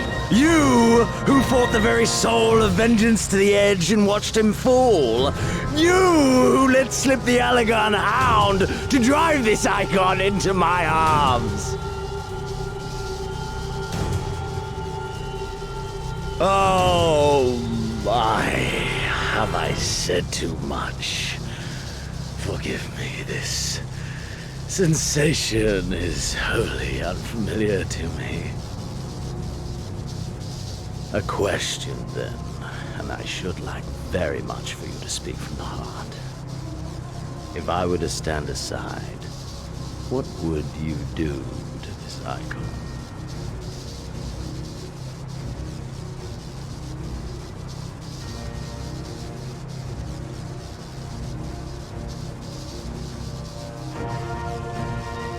You will not indulge me even with a simple reply, then? No. You think only of the fight to come. How alike we are. A pity. There is another alternative. Or there would be. Had you only mastered your ability. I speak of the Echo, of course. Does it merely render you immune to iconic influence, or is it rather that your influence is far greater than theirs? Granted, these implications are of no moment to a savage who thinks only of killing the beast before him. But when I read Van Belsar's reports, I immediately saw the boundless potential of the Echo.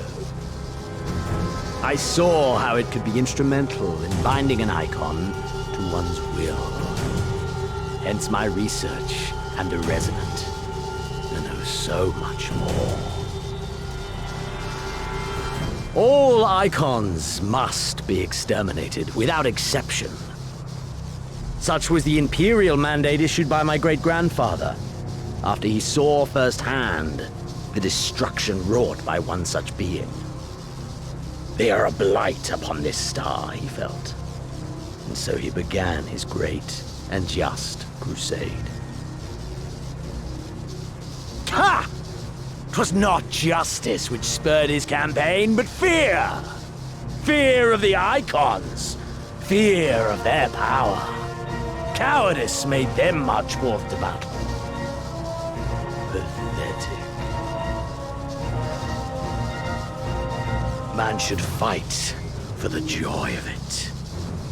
To live, to eat, to breed. Lesser beasts snap and howl at one another for this.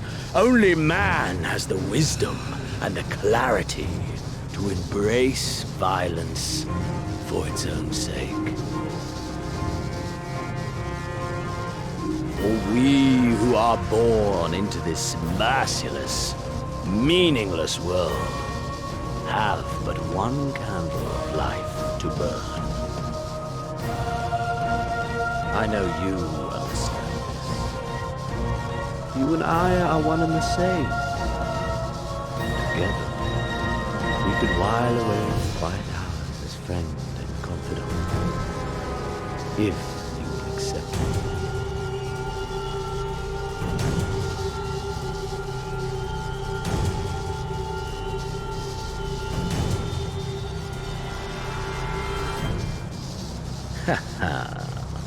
Are we to embrace and let bygones be bygones? Do our deeds weigh so little that you would cast all aside? Come.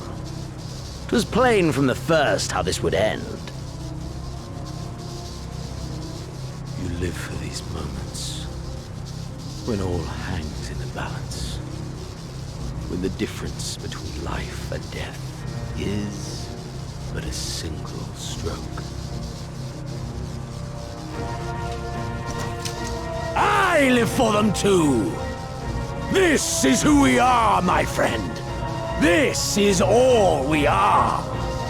Mhigo and Doma, and call them all be damned!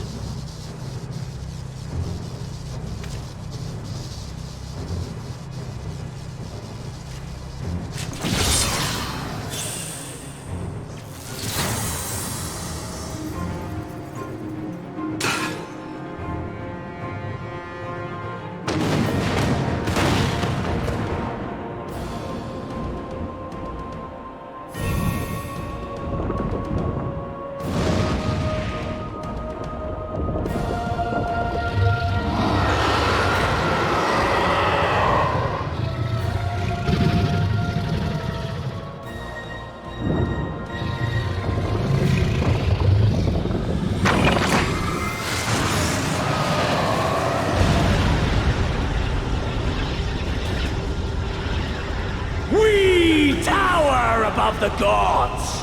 You by your gift, I by my might.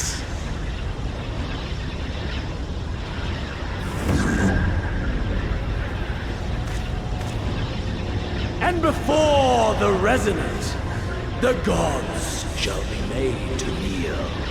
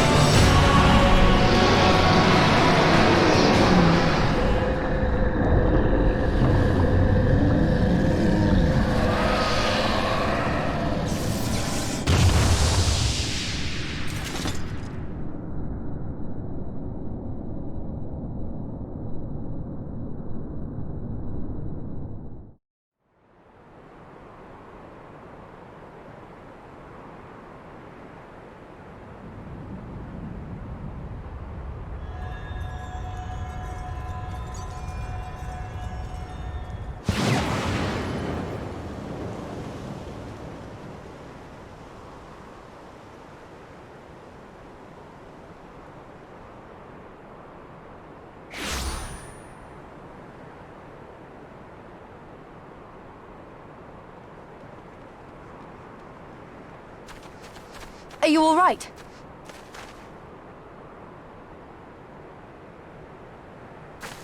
Xenos.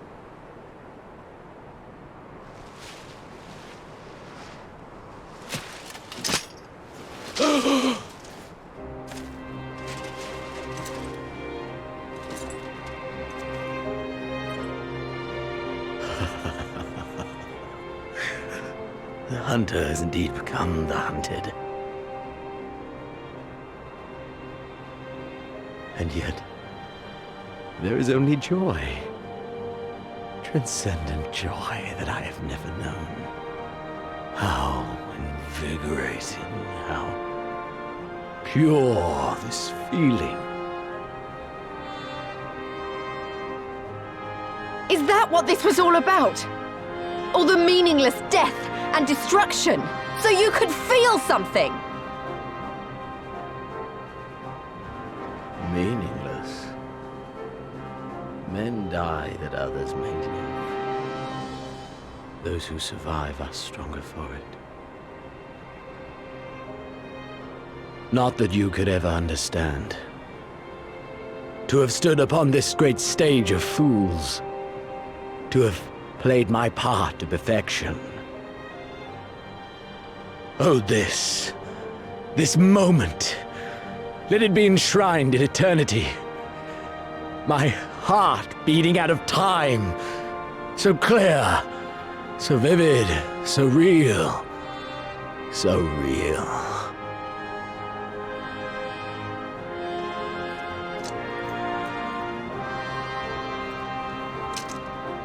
Coward! Stop!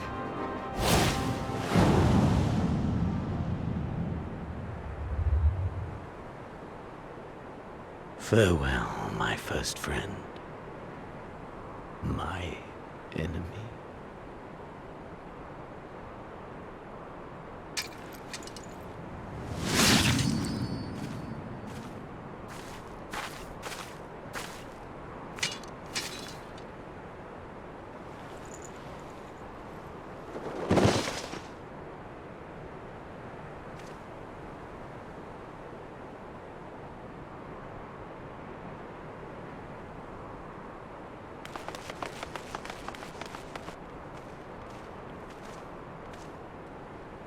Where is he? He's dead. By his own hand. Then justice has been done.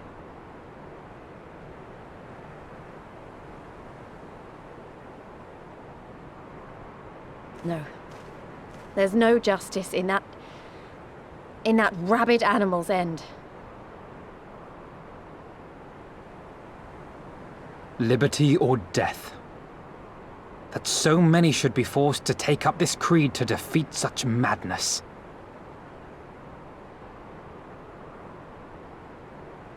We won. Forget him. The living have need of us now.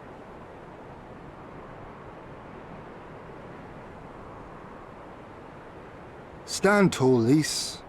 Now is the time to raise a cheer for all who fought for freedom. A cheer loud enough to carry to the highest heavens.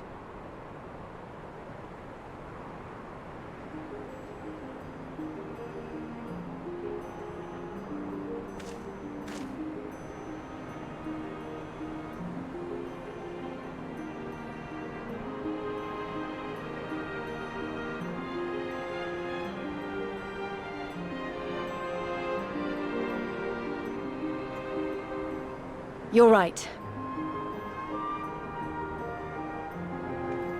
Thank you. Without you... well, you know. So let's do it together. For Mhigo!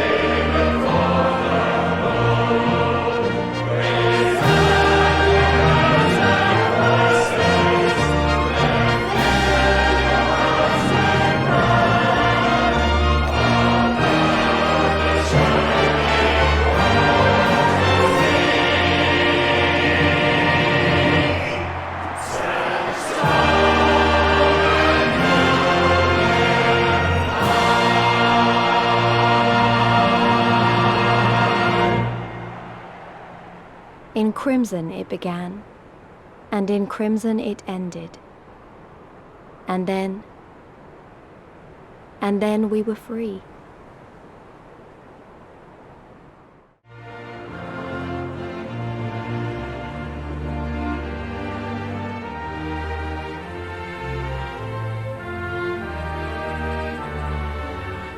But what is freedom, really?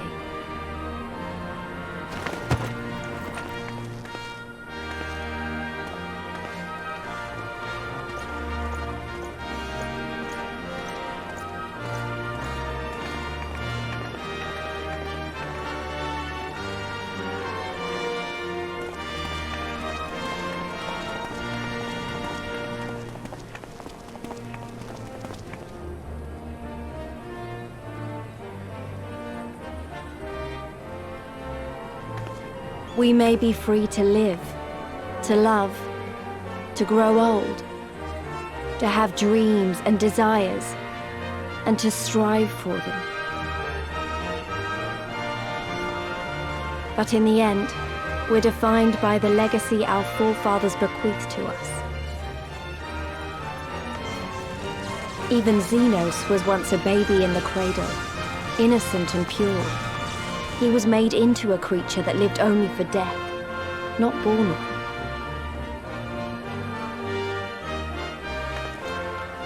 "20 years of Imperial rule have left Ala Mhigo torn and bleeding.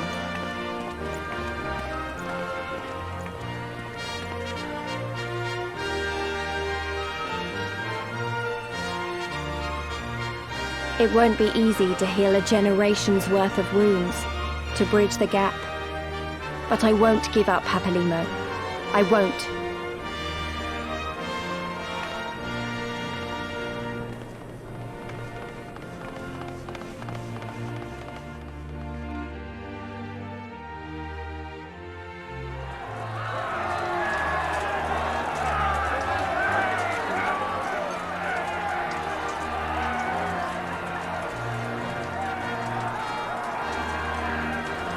Because I remember the price of freedom.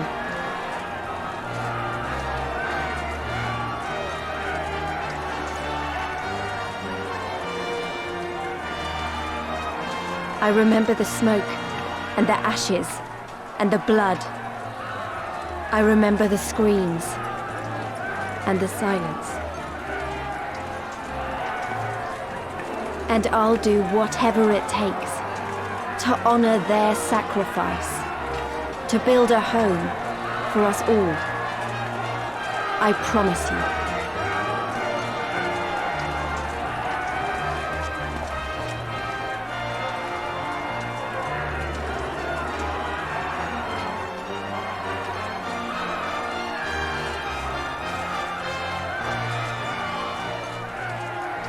This is the end.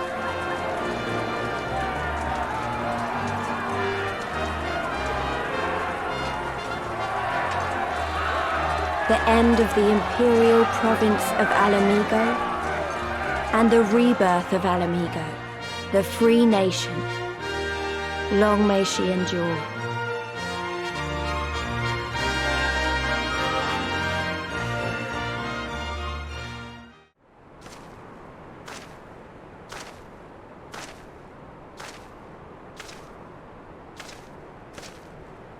Well, well, well. What a fine mess we've made.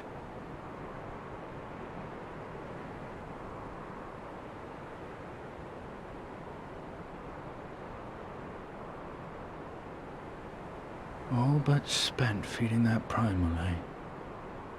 Well, you won't be making any mischief with that amount of ether.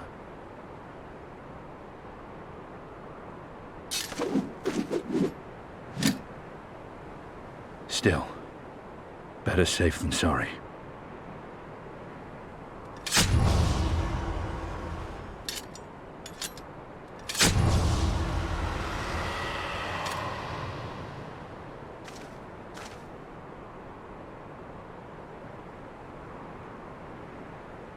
There. There ends your hateful legacy.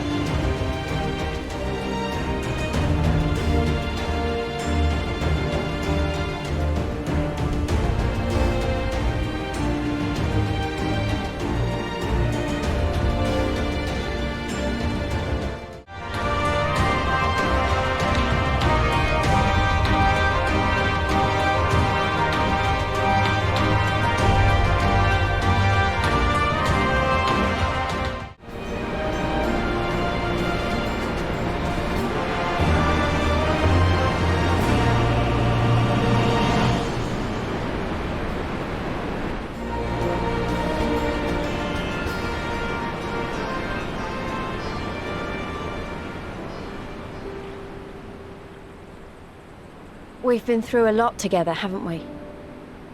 I can't thank you enough. There's something I need to say to you all. That is, if you have a moment.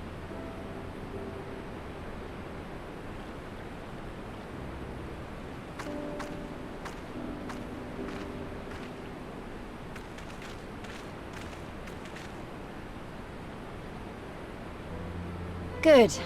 You're all here. Good. Good. Thank you doesn't really suffice, does it? I'm grateful. Truly grateful from the bottom of my heart. But I know you didn't fight so hard just to hear me or anyone else say that. You fought because you wanted to help, because you believed it was right. Because you're Scions. Now, I'm obviously a Scion, but as Conrad left me in charge of things here, I also have responsibilities to Ala Mhigo. When I put it like that, though, I realized I couldn't even pretend to be impartial anymore. So it seemed best to make it official. As long as I serve Mhigo, I can't be a scion. It might be selfish and short-sighted, but that's my decision.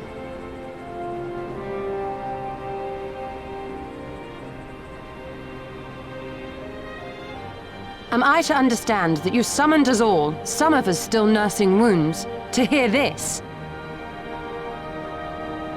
Oh, I didn't, Forgive me, Lise. 'Twas but a jest.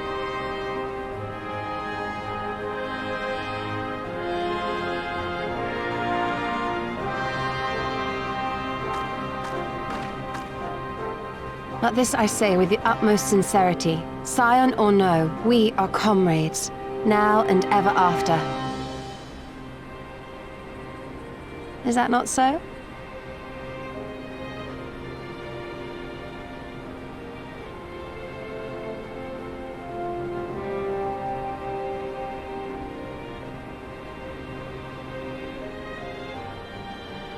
There you have it.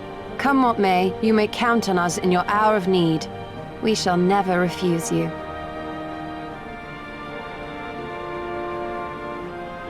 Stola.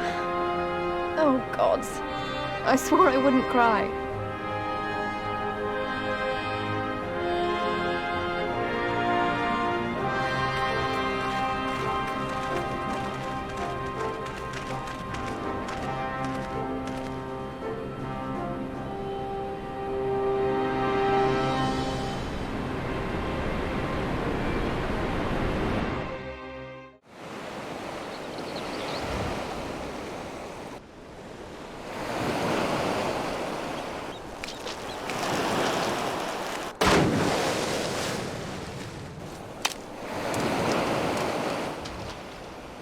Come back here, you slippery little devil. To think fishing could be so difficult.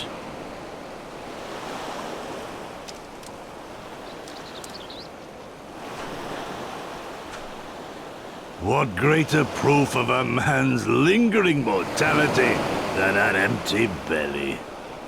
A fate worse than death. To have arrived at the appointed place and time only to survive by mere force of habit. Truly, the Kami are not finished with us yet. Oh, capricious fortune.